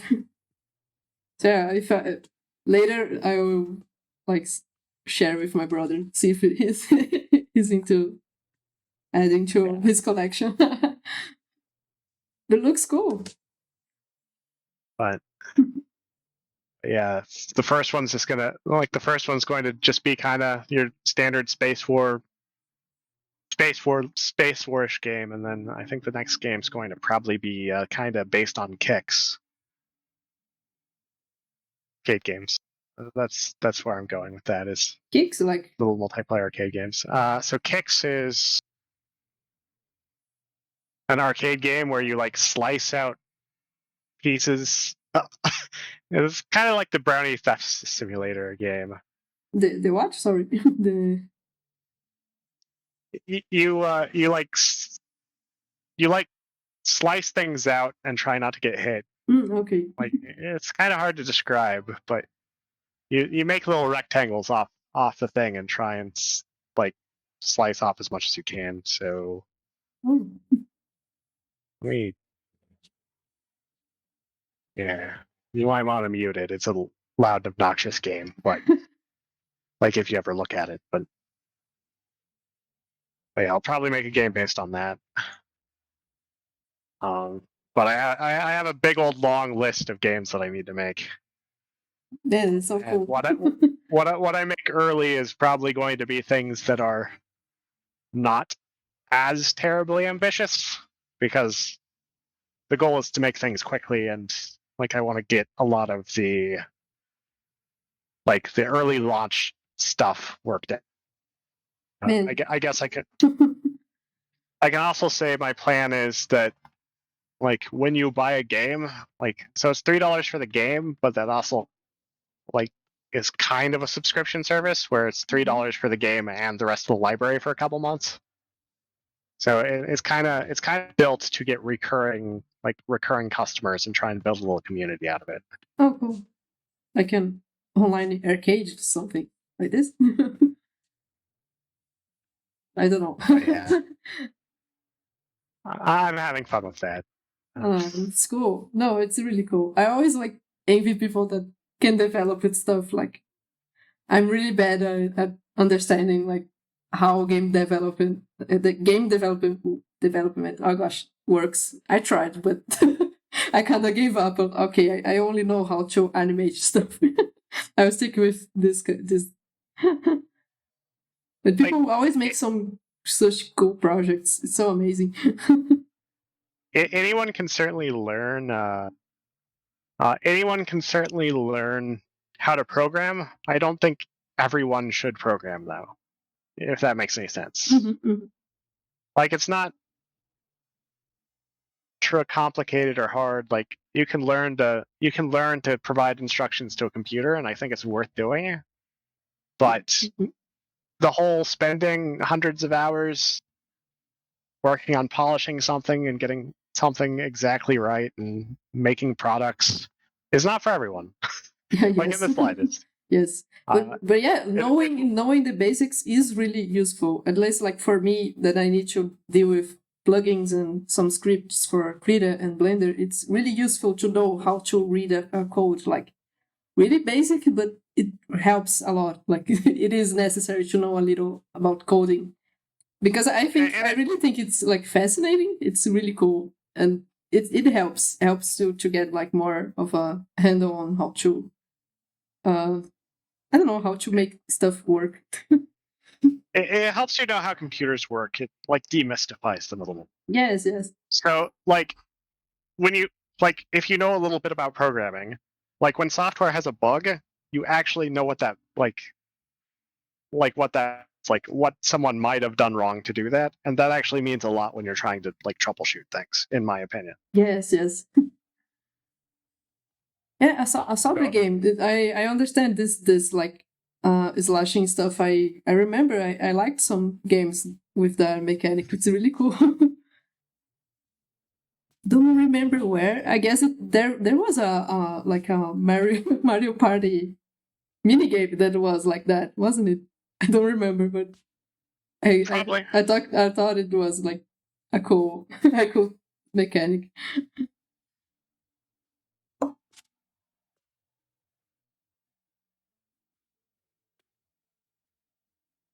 But it's really cool. Like keep us informed when you make more progress. Yeah. I'm shooting for like really next year. It'll be kind of just like I'll probably release in a kind of like early beta state, like just early access or whatever, because it seems like what I need to do now is build up a library and start building something that more people want to buy and get to where I can pay my rent without cutting into my savings yes, as well. So. Get to the passive income everybody wants. Right. Or any income in this case. It's not really passive income. It's very actually, yes, the word for it is really awful. Like the passive isn't passive at all. It's just like the terminology. Yes, really. Projects, you need to make a project. It's what keeps you going is the projects we choose to make.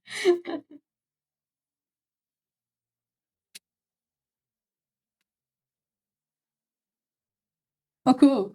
Yeah, yes, Jizo is like into a really sad manga that I mentioned it on the last streaming. Last stream we were talking about. I was making animation, but we started talking about comic books and favorite artists and stuff. And and a lot of like manga and stuff. I suggested like Hoseki no Kuni because it is one of the ones I was reading. Like it's still going, but I kind of waiting for the final stuff. I do that a lot. Like I don't like picking up things that are in progress because I never know if they're ever going to end. Yes, I just discovered it like at random because I actually discovered the animation, and it is a really cool 3D animation. Like I guess people say it's the best like anime to 3D rendition, and I was fascinated by the animation, and then I just like, since it's just like the first, I don't know, the first chapters, I don't remember. The animation kind of ends, but then there is the manga, and one day I just let's just read the manga, and then I just kept going back to it every month to see the every 30 days to see the new chapters. It's once per month updates. I think the 3D technology for like the anime style is actually really impressive at times. Mm-hmm. Like I think that's probably like things are probably going to move that way, which is good and bad. It's complicated. Actually, like knowing productions, I can rant about that as well. Like why people start choosing 3D over 2D animation. Like it's it's more complicated than it seems. And no, it's not because it's cheaper or easier. It's so yeah, I don't know if I need to make this rant right now. And some of it is like some of it can be because it's cheaper. But actually no, the 3D production is always more expensive. Always more expensive than 2D? Than 2D, yes. Huh. Like, not considering, like, for example, what Klaus did with the render, that was, like, novel. But even though, like, Klaus was, like, I don't know if you guys know Klaus was, like, they kind of made the budget for a 3D movie to a 2D movie. And some guy have crazy knowledge of fusion, and then he made that crazy rendering of the characters, and then kind of went for it. Like they later hired some programmers that they made a software specific to the needs of the production. But their original rendering in Klaus was, I guess it was Fusion, or like Nuke, this kind of programs. they are like post productions, VFX, chroma keys, this kind of programs. But yeah, the 3D choice is more about like contracts and branding than actual production values. It's crazy, but I would need to explain it more. Yeah, it's more about like the business rules than the actual production. Weird. Yes. And I heard that for an animator that he knew about that, and he made like he's actually a really good animator. He worked on and for my country, yeah, he worked on clouds and a lot of crazy smooth Disney style animations. And when he said like he explained why the 3D was the choice, I was like, oh my gosh, are you kidding me? That it isn't the value, it's just contractual stuff. Gosh. Yes, the business world is really crazy. It has how to say, other priorities. I try to learn more about like this side of stuff because I really like productions and I like to know even this boring quote unquote part that is the CEO and producer stuff. And it's crazy. It's crazy learning about how big business works and stuff. Sometimes it makes you sad even, but anyways. Okay, can you just make the end? It's just frustrating. Yes. But to be fair, I quit my job to get out of that kind of politics. Yes. And therefore, I have to do them myself. Yes, that's that's the price. Oh no. But that's fine. As long as I can do them in a way where I can still get work done, I'm going to be pretty happy. Yes, business. I always say like business could like be better. I guess I said on another stream that I really wish some producers, not all of them, but some producers like knew what is the process of animation because they think it's magical, so they could strategize better everything. So yeah, it could work really well, but it's just knowing, being more aware. I don't know. So you always have that balance where someone who's good at management needs to know what their employees are doing enough to manage them, but not know enough about it to where they still know how to manage people. And they don't try and like dictate everything. So there's always this little balance that you have to find to be a good manager. Because you certainly don't want to have a manager who's like trying to do the work. Yes, and you don't need to like it's a team because everybody helps each other. So yeah, it's complicated, but I don't know. I still think that the system is all right, but it could be better. Like it's all right for it to exist, like this boring stuff, contracts and stuff, but it could be like well, I don't know, work well with everything, with the arts and stuff. Yeah, we can always drink.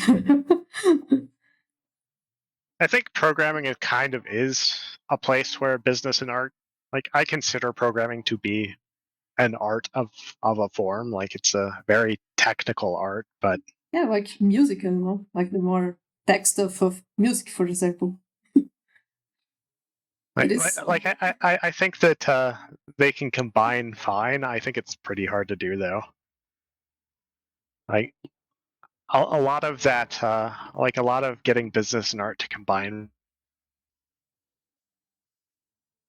Yeah, I don't know. Like having people who are in charge, uh, who like understand the the focus of art, and the focus of art isn't always like increasing monetization as much as you possibly can. Mm-hmm. And if you try and do that to art, you often will have a bad time. Yes. And I think if the guy is really good at managing, it can make like a longer plan and gets like way more money than what people try to rush the stuff out. I don't know. I guess it is possible, but people aren't Right. trying yet. But you have to get some balance there, and like you have to know how artists think too, and that's kind of a hard thing. Yeah, I like this idea that we should have more bridges, like people, I don't know, like me, like that. I'd like to know what is programming and like to know what is like how Unity works and how Blender works and how to make the passage for one or another and how to like make live streams. I don't know, I get angry with people that like, why don't you know how to live stream? It's a necessity. And I like to teach artists this stuff that true, like no, you need to think like that, like for a programmer, like adding I don't know, something that artists need and you ask the programmer to add, like it is impossible or it is like a lot of hard work. You can like make another idea or another experimentation, like what they said on like Journey, the production of the game Journey, and the artist was talking about with the programmers, and then like, okay, too many animation and bonus to the character. Can you tone it down? And then Journey like became really unique because of this. Like the artist trying to understand the programmers and back and forth. Like I think it's really crazy. Something like that. Like you need to be open to understand how everybody works. Right. And it can make for really great ideas, new ideas and stuff. So I'm biased. Anytime I hear a programmer say something's impossible, I generally want to choke them out. Because generally they're wrong.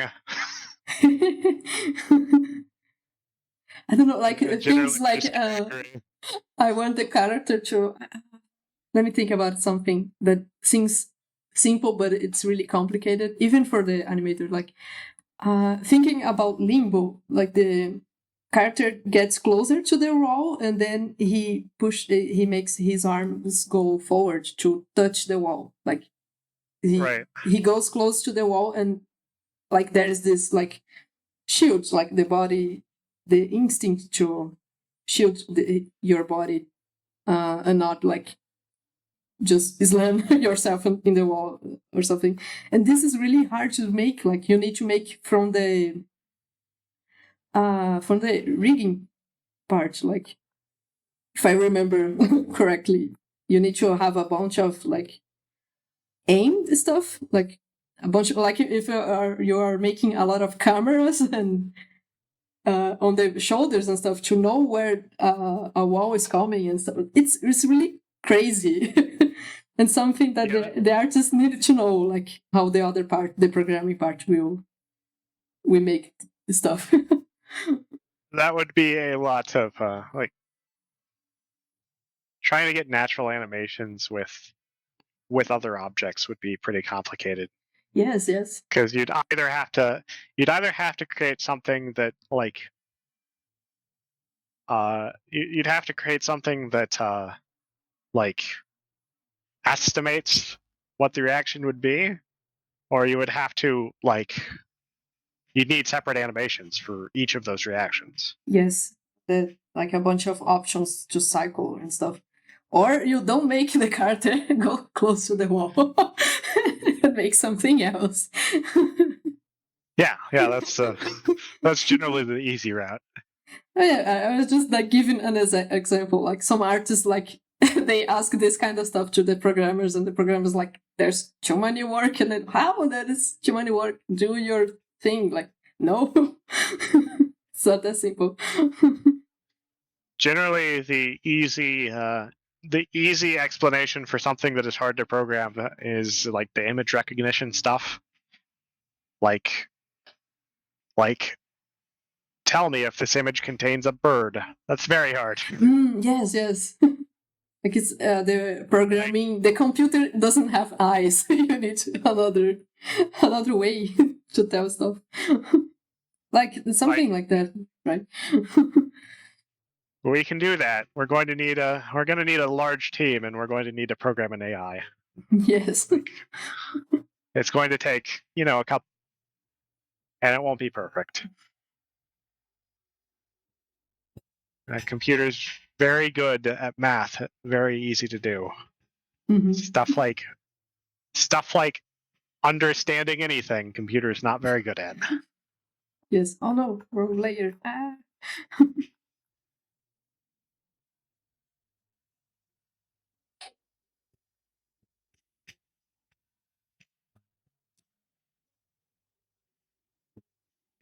But even like me being studying like programming and stuff, I always wanted to make a bunch of stuff. And I was like, I don't know how to program.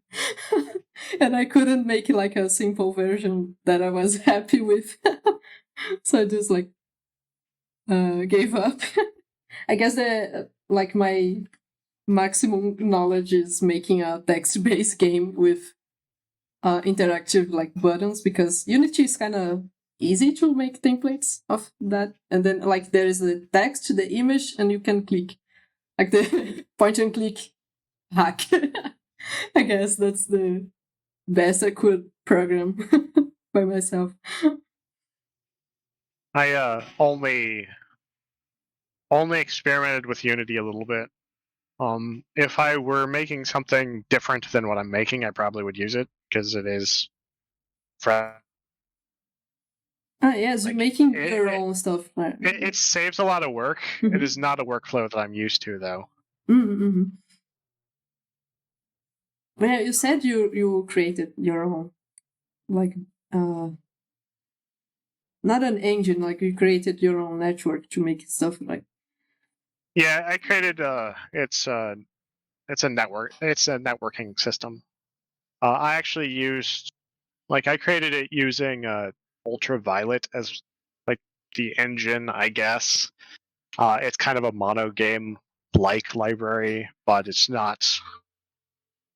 So it's like mono game and X and A, but it's not trying to be compatible with them. Oh. So it made its own decisions in certain spots, and I kind of like that better than mono game, which just tried to use Microsoft's decisions for everything, and some of those were just funky. Oh, cool! So you have like more control. Yeah, that's why I used it. Is cool. I felt I needed control to do what I was wanting to do. I guess because yes. the biggest thing is I draw at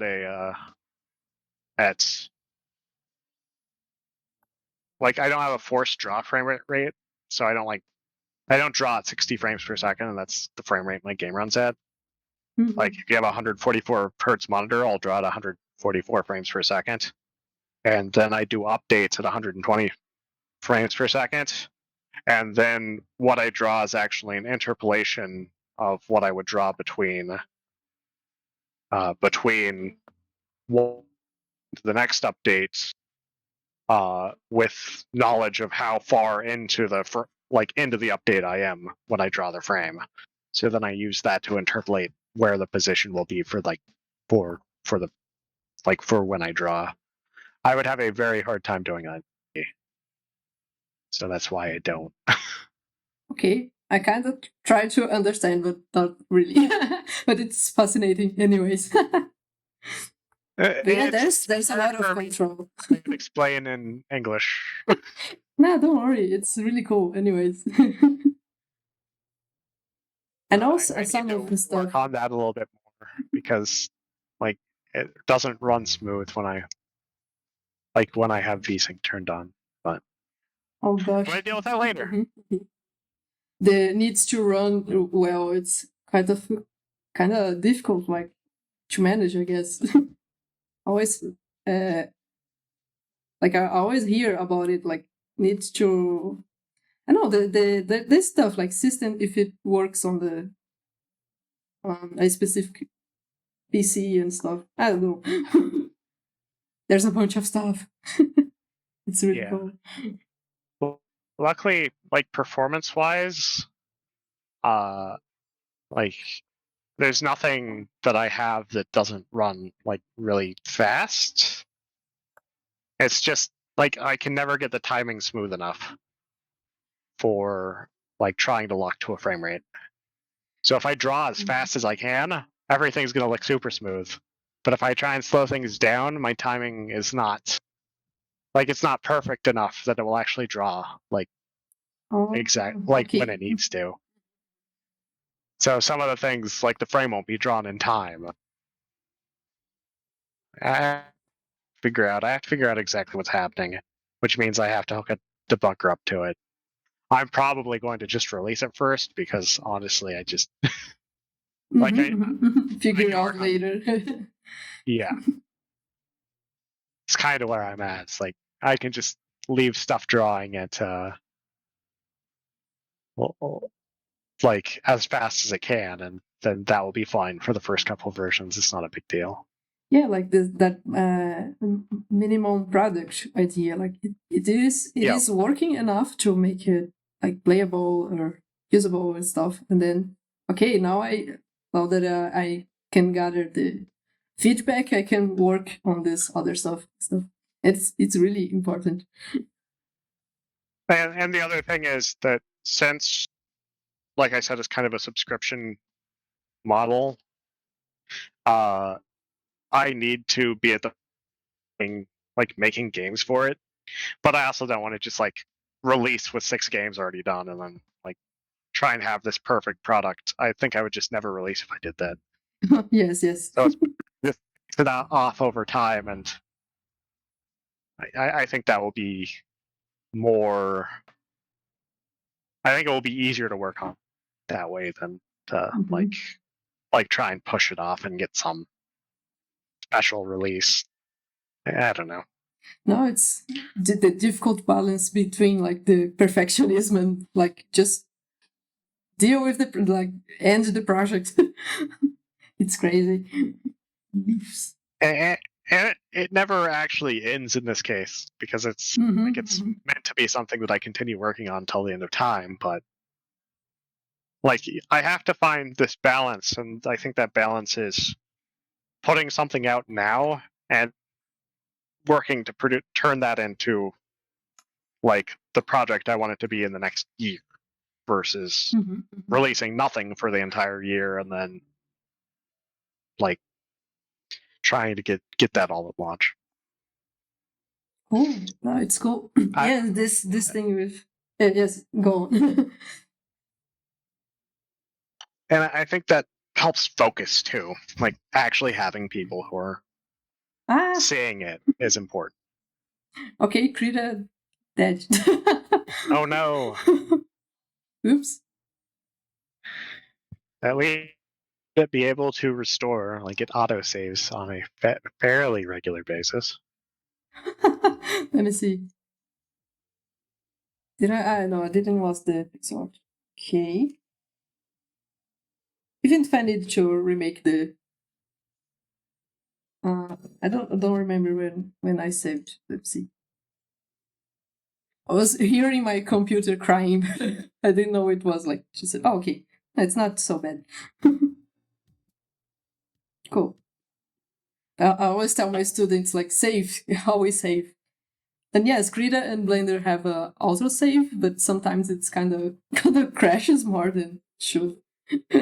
So it's always cool to just save. Like the older versions of Photoshop, like yeah, let me see, I guess it's just a little touches. But yeah, it's this part of the programming, it's really crazy because it's like just keeps going. And for example, when you make an animation, a short movie for like you just launches it and that's it.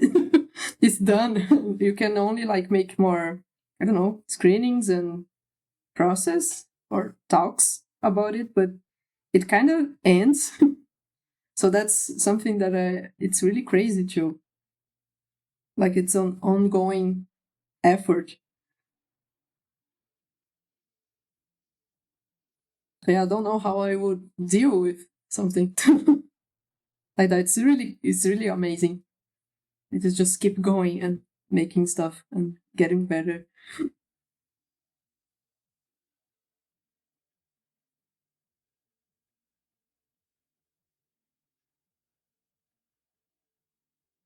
Let's see if I can at least make the base painting. I guess this file that I'm making, it's not huge. Maybe I'm getting some effects somewhere that Krita doesn't like. Let's see. I don't know why when I some layers like the extra transformation layers make Krita cry, just cries more than it should. I guess it's this mask layer. You work in vector layers, right? These seem to be vector layers. Yes, this one is a base mask for the comic, but I can like I guess I said that. Oh, okay, there is an effect. Oops. These effects layers they keep updating, and I didn't know I had one. Whoops. But I guess it's okay. The vector layers are pretty resource intensive too, I think. Yeah, actually, for example, this mask is like Krita, the alpha channel, the transparency goes from back to top. It's crazy. It's inverted. So if this mask is going through all these layers that I made, so yes, it is like crying for help. So I can make like the border over everything else. That's usually what I make. I guess I started with the template. Krita have this ready-made template for comics, but there is this problem. Like if you make too many layers, the masking stuff starts to take a lot of stuff, resources. Yay. Let me see. I can. Okay, masking layer. Where are you?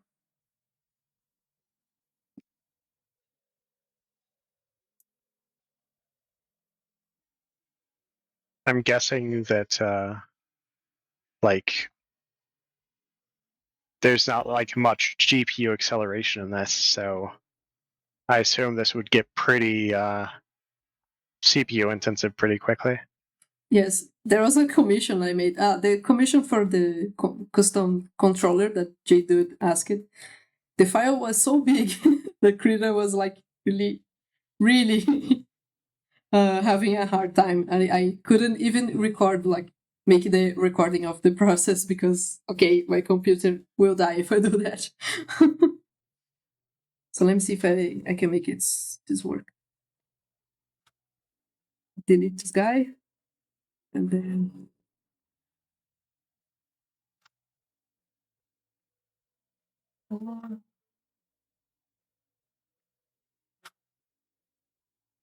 I'm not even sure if it being a free program is relevant in that. Like Photoshop certainly has 3D acceleration, but it's not everything. Like you're going to be able to push computers to its knees with a lot of vector layers pretty much no matter what you do. Like that's a fairly hard programming problem. PaintNet, okay. Big Jesus was. I don't know PaintNet.net. Let me see if I can. Net is it's a free Windows. It's kind of like Microsoft Paint, just extended a lot. So it's like a nice version of Paint. So it sits somewhere between Paint and Krita or Photoshop. It's really good for photo editing. Oh, cool. I guess like the editing I do was usually when I used more watercolors and stuff. So kind of stopped doing that because I went more digital, but I use it to make a lot of editing. Like it's basically photo editing, but because when you scan watercolors, you need a lot of adjustments to make it like just look right again on the digital stuff. So good to know. The more programs, the better. Like I've used Paint.net before. It obviously I don't now because it's not on Linux, but like if what you want to do is resize something and save it compressed, Paint.net's really good at that. It's good. Like it's good for a certain subset of things that you would need to do. Mm-hmm.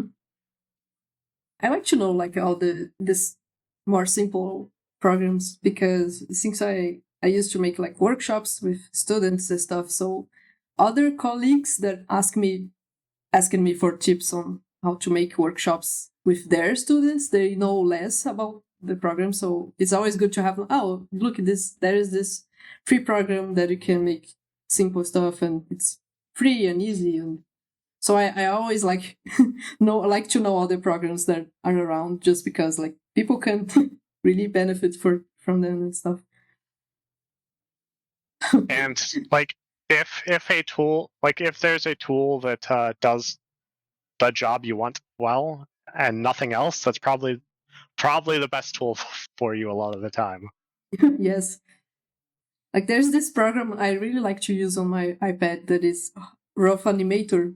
Like it's a really simple animation program and it just, I guess it just like updated with a camera, really simple camera setup. And I was like, oh my gosh, it's perfect now for doing quick storyboards on the fly. Like it's really simple and just have this timeline that Krita have, like something like this. You can create layers and make some simple stuff, but like this, it is the perfect example of like just enough, just right program for doing sketches and pencil tests for animation.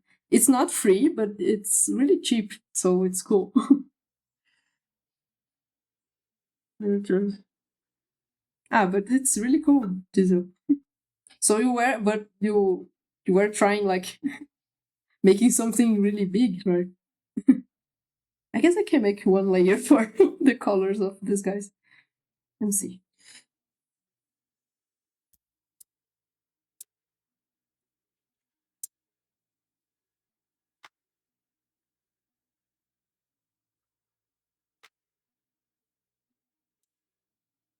I guess I just try to make the color and end the stream because it's going forever. Woo.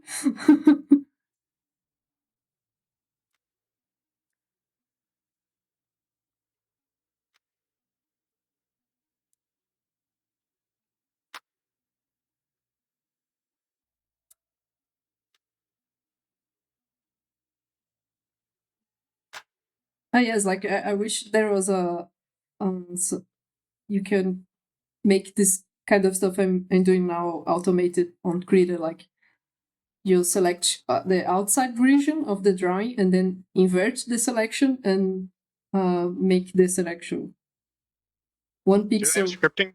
Huh? Do they have scripting tools? There is some. I don't remember the language, but yeah, there's also some scripting. Pretty sure I could have done that in Photoshop. Yes, the actions, custom actions in Photoshop was amazing, but Krita, I don't know well like this part of Krita yet, but I guess you can make I'm not something. scripting at all in Krita. I know with the actions tool set I had like I made I could make scripts for that would just recolor like entire folders of things. So I made something to like recolor Dustforce sprites to specific like separate palettes or things like that. Like it was really easy to do Yes. do repeated actions like that in Photoshop. But I don't know if Krita has similar tools or not, and I've never tried, so I guess I wouldn't know. Scripts? I guess, I don't know. I guess you need to. Scripter? I guess it needs to make. Well, Scripter is just it's a text editor, so there's some programming language that's going to certainly be harder. Yeah, I don't. I never went to learn more about that. But it just. I know there's the manual, but I don't know if they explain everything there or it's just like overall stuff. I'm sure I could Google it and figure it out, but it looks like maybe they use Python scripts. I don't know. That'd actually be fairly complicated to get what you want, most likely. Well, someday I'll just like cry to the community, like, please, can we make a macro for that? Because it's something that I do a lot, so it would be really nice to make just this steps. I had an action for that in Photoshop. I remember it was really useful.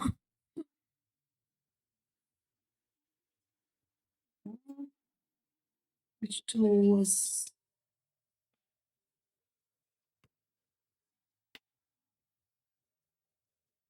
Let's Google it.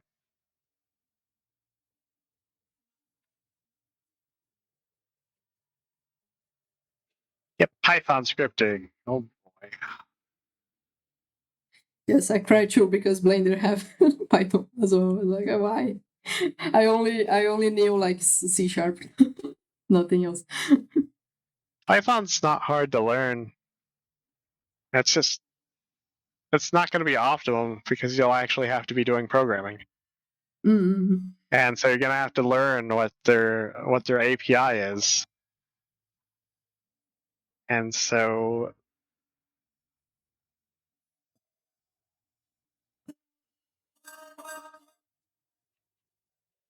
like it's probably going to be really complicated for what you want. Like not that complicated, but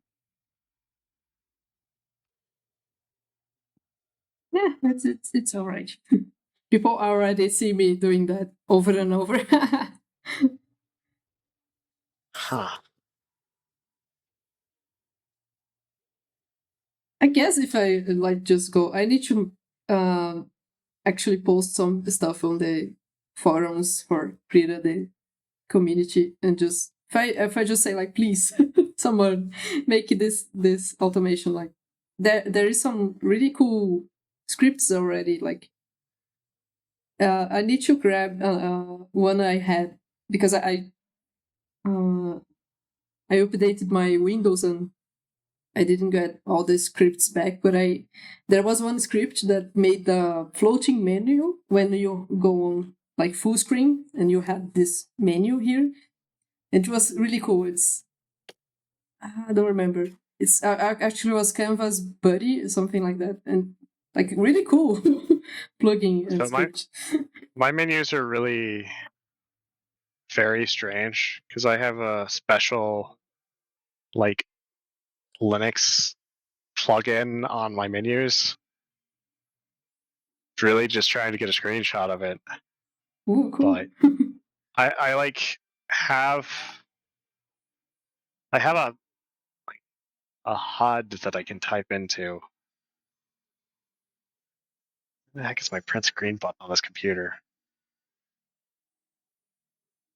Configuration. General.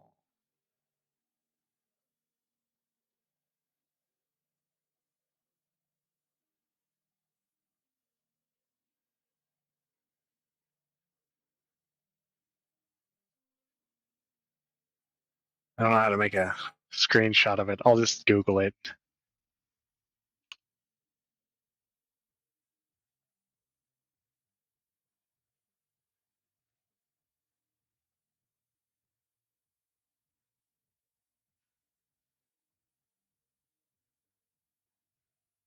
So yeah, I hit my Alt key and then something pops up and then all my menus, like I can just type something in and find things that way. And I like that a lot better. Oh, It's like I think it's like Blender with the search, something like that.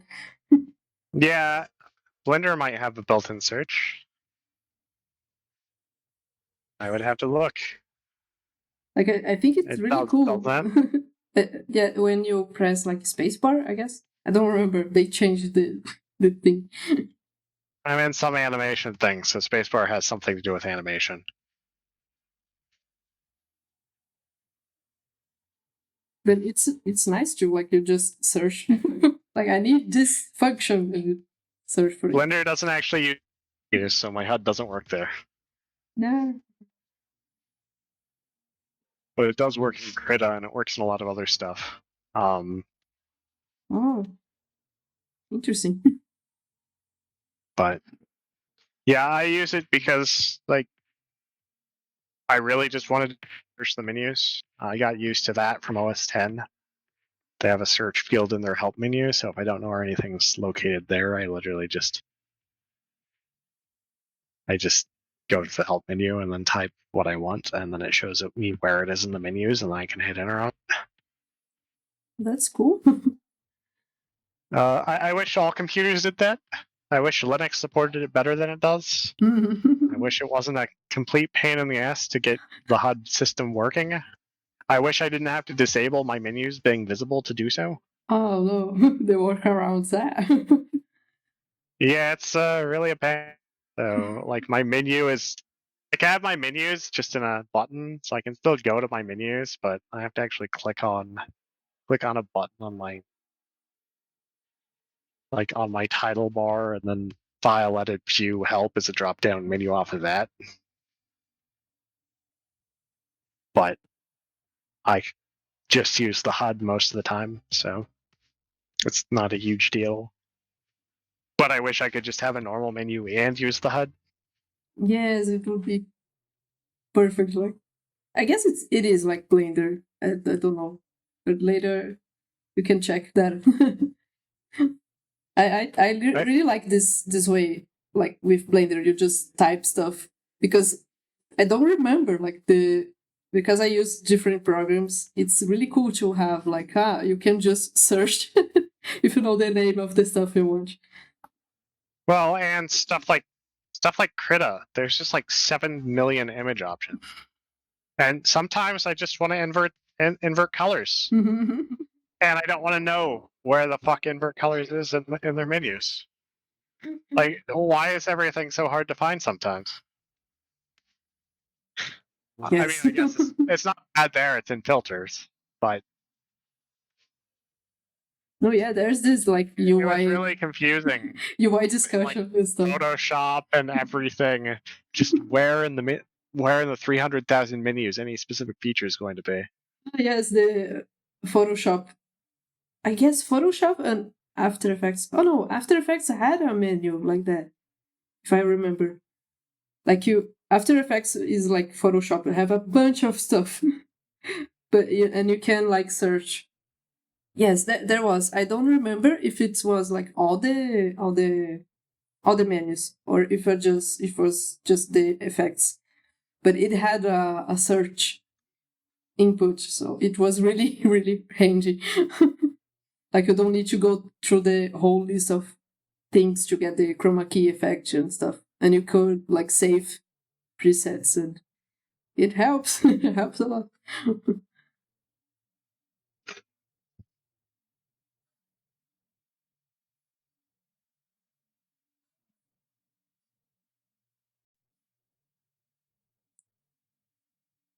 I wonder if people are asleep on this string because we were talking about programming and more hardcore stuff today. It's really cool. It's my goal is to put people to sleep. Sleep power hour. Get your naps in. People are like, no, I really like this string. I just got to sleep. I mean, that's an important service we can provide. Sleeping's hard. I wish I could sleep. Indeed. I want to start like the streams 1 hour earlier, but I never get to do that. I don't know, kind of set up this stream to be at this time, and I get really like agitated. I can't sleep until later. It's so sad.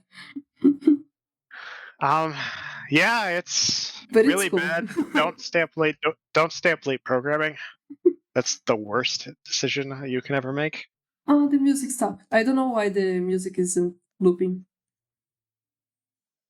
I don't know. I've been listening to my own music, and I've just realized that I paused it at some point. Never restarted it. So that's unfortunate. No, that's Restart my music. no. It's running. Because I earlier when I was doing the playlist credits, I deleted one of the songs. I guess OBS kind of needed to. I need to see the menu if I need to make like a refresh, so it won't stop. Because OBS have the function to like just loop the music, but I guess if you change something on the folder, it kind of messes up. I realized why I paused my playlist. I was deleting a song off of it. Because I'm trying to make a big playlist of like instrumental stuff, like stuff with no vocals at all. Oh, cool. Because I like that when I'm programming, because I find vocals really distracting. Mm-hmm. There's a song in my playlist with vocals, and I need to delete it, but then I kind of just left instead.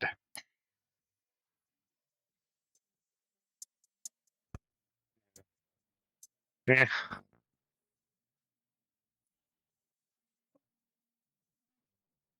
My playlist for that's too long. It is like months long. Wow. Cool. 549 hours of Crazy. mostly instrumental music. Crazy. Pretty cool. One day I will get like a longer playlist so people won't hear the same songs I'm making. I'm doing all the. I guess my playlist have like a little less than 1 hour. It's kind of 1 hour or something. The skid expression, like yes. My trouble with Dustforce is like I need to make the characters have mouths because I'm so into making expressions for characters that I kind of need to make like I need like the tools to make the expressions. But of course, if I like it's different if I animating like then yes, please don't have a mouth. Less stuff to animate. It's crazy. I agree. They look cute with mouths. Don't think anyone would complain about that added detail of mouth have. Somebody, I don't remember who it was, like said that they should be mute. Why did you make the texts on the? And I was like, yes. When I was like trying to draw the characters, I like to create stories because I produce animations and stuff. So I put the mouths and I said that it was a funny stuff because it was a mistake. They won't shut up inside my head. There was like, okay, don't give these characters that don't have mouth. Don't give them the mouths. They won't shut up. And this is like crazy storyboard artist talk.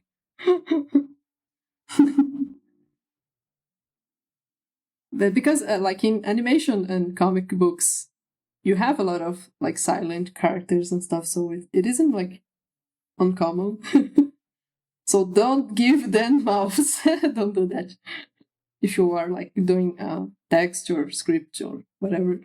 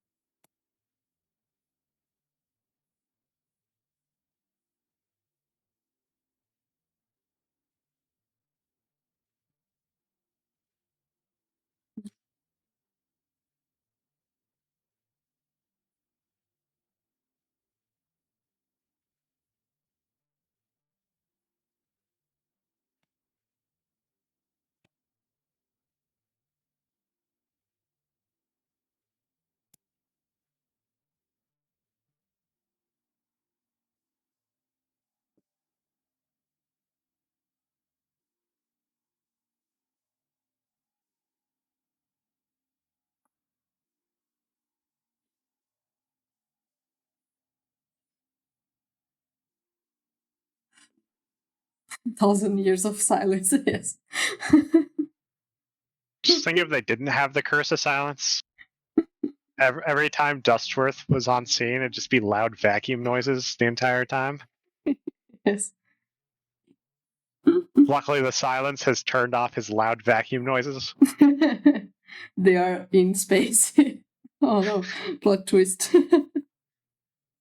They have dash noise and some attack sounds. Ugh. Dustworth vacuum noises would be the worst. It would be crazy. That's why he's the OP. The enemies just run. Dies of like, chill out, I'm dying. I don't know. Should get that added as a mod for anyone playing Dustworth. Oh no. No. Just no. Okay, I don't know. It's like he's talking.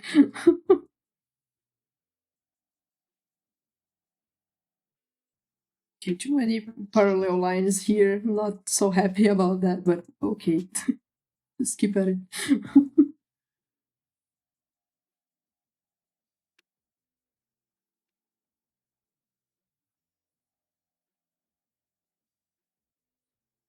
Like I've been doing the other animation, and since it's taking a long time, it's this that kind of thing that, okay, now let's make some comics because they get done. I can see something get done, and it's making me feel better. Like animation, Stuff done is important. yes, animation can take down your sanity if you're not careful.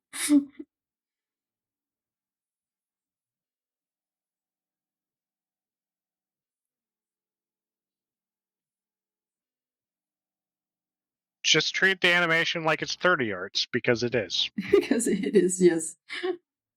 Oh gosh, it's super late already. My gosh. Didn't realize the time. Okay, let's finish this for.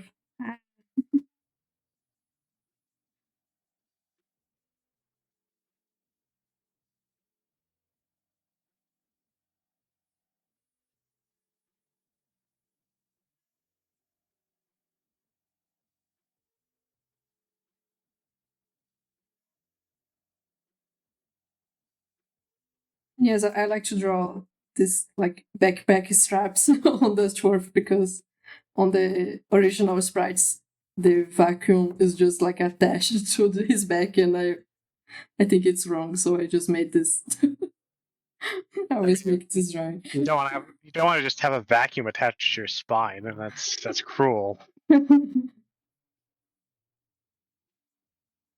Oh gosh, I still need to post the sprites that custom sprites that I made. Like, I really drew on every sprite of Dustworth the straps, and made the animation looks more See, more correct. that's why he's the fastest. He's augmented. He's a cyborg, yes. Augments. It's hard to go as fast and jump as high when you don't have augment. It's not even fair. Okay, it's kind of colored. Yes. Save. Okay, what's this one? Okay, this one is the extra. Let's save this guy. Oh no. It's going to the wrong folder. This is the 9. Yes.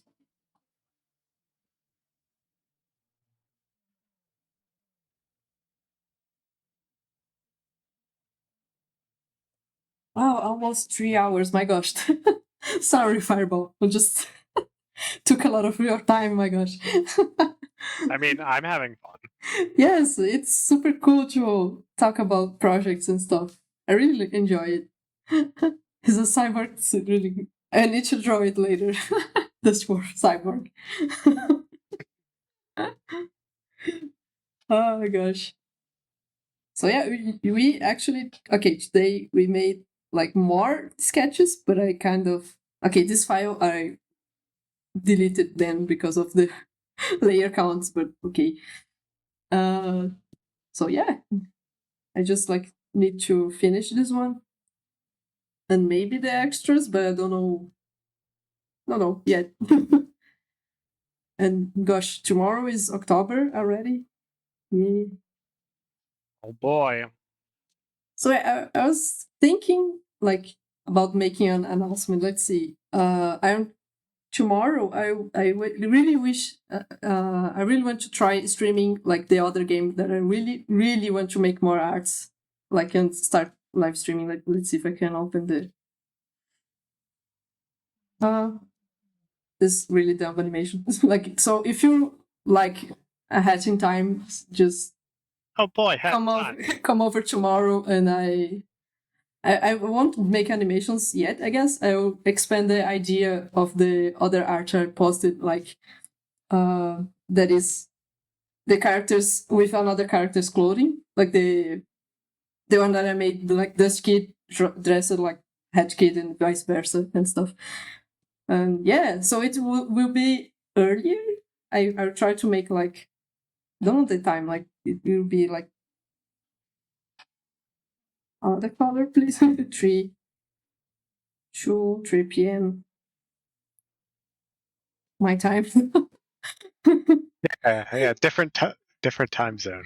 Because I don't know, I'm trying to make more European stuff because everybody in the community and the devs are more like, but I don't know, I might change it later. And yeah, this animations, oh my gosh, the proportions are, it is an old sketch I made, like, I don't know if people know the game, but there's the main game and the first GLC, the Death Wish stuff, that is a hardcore.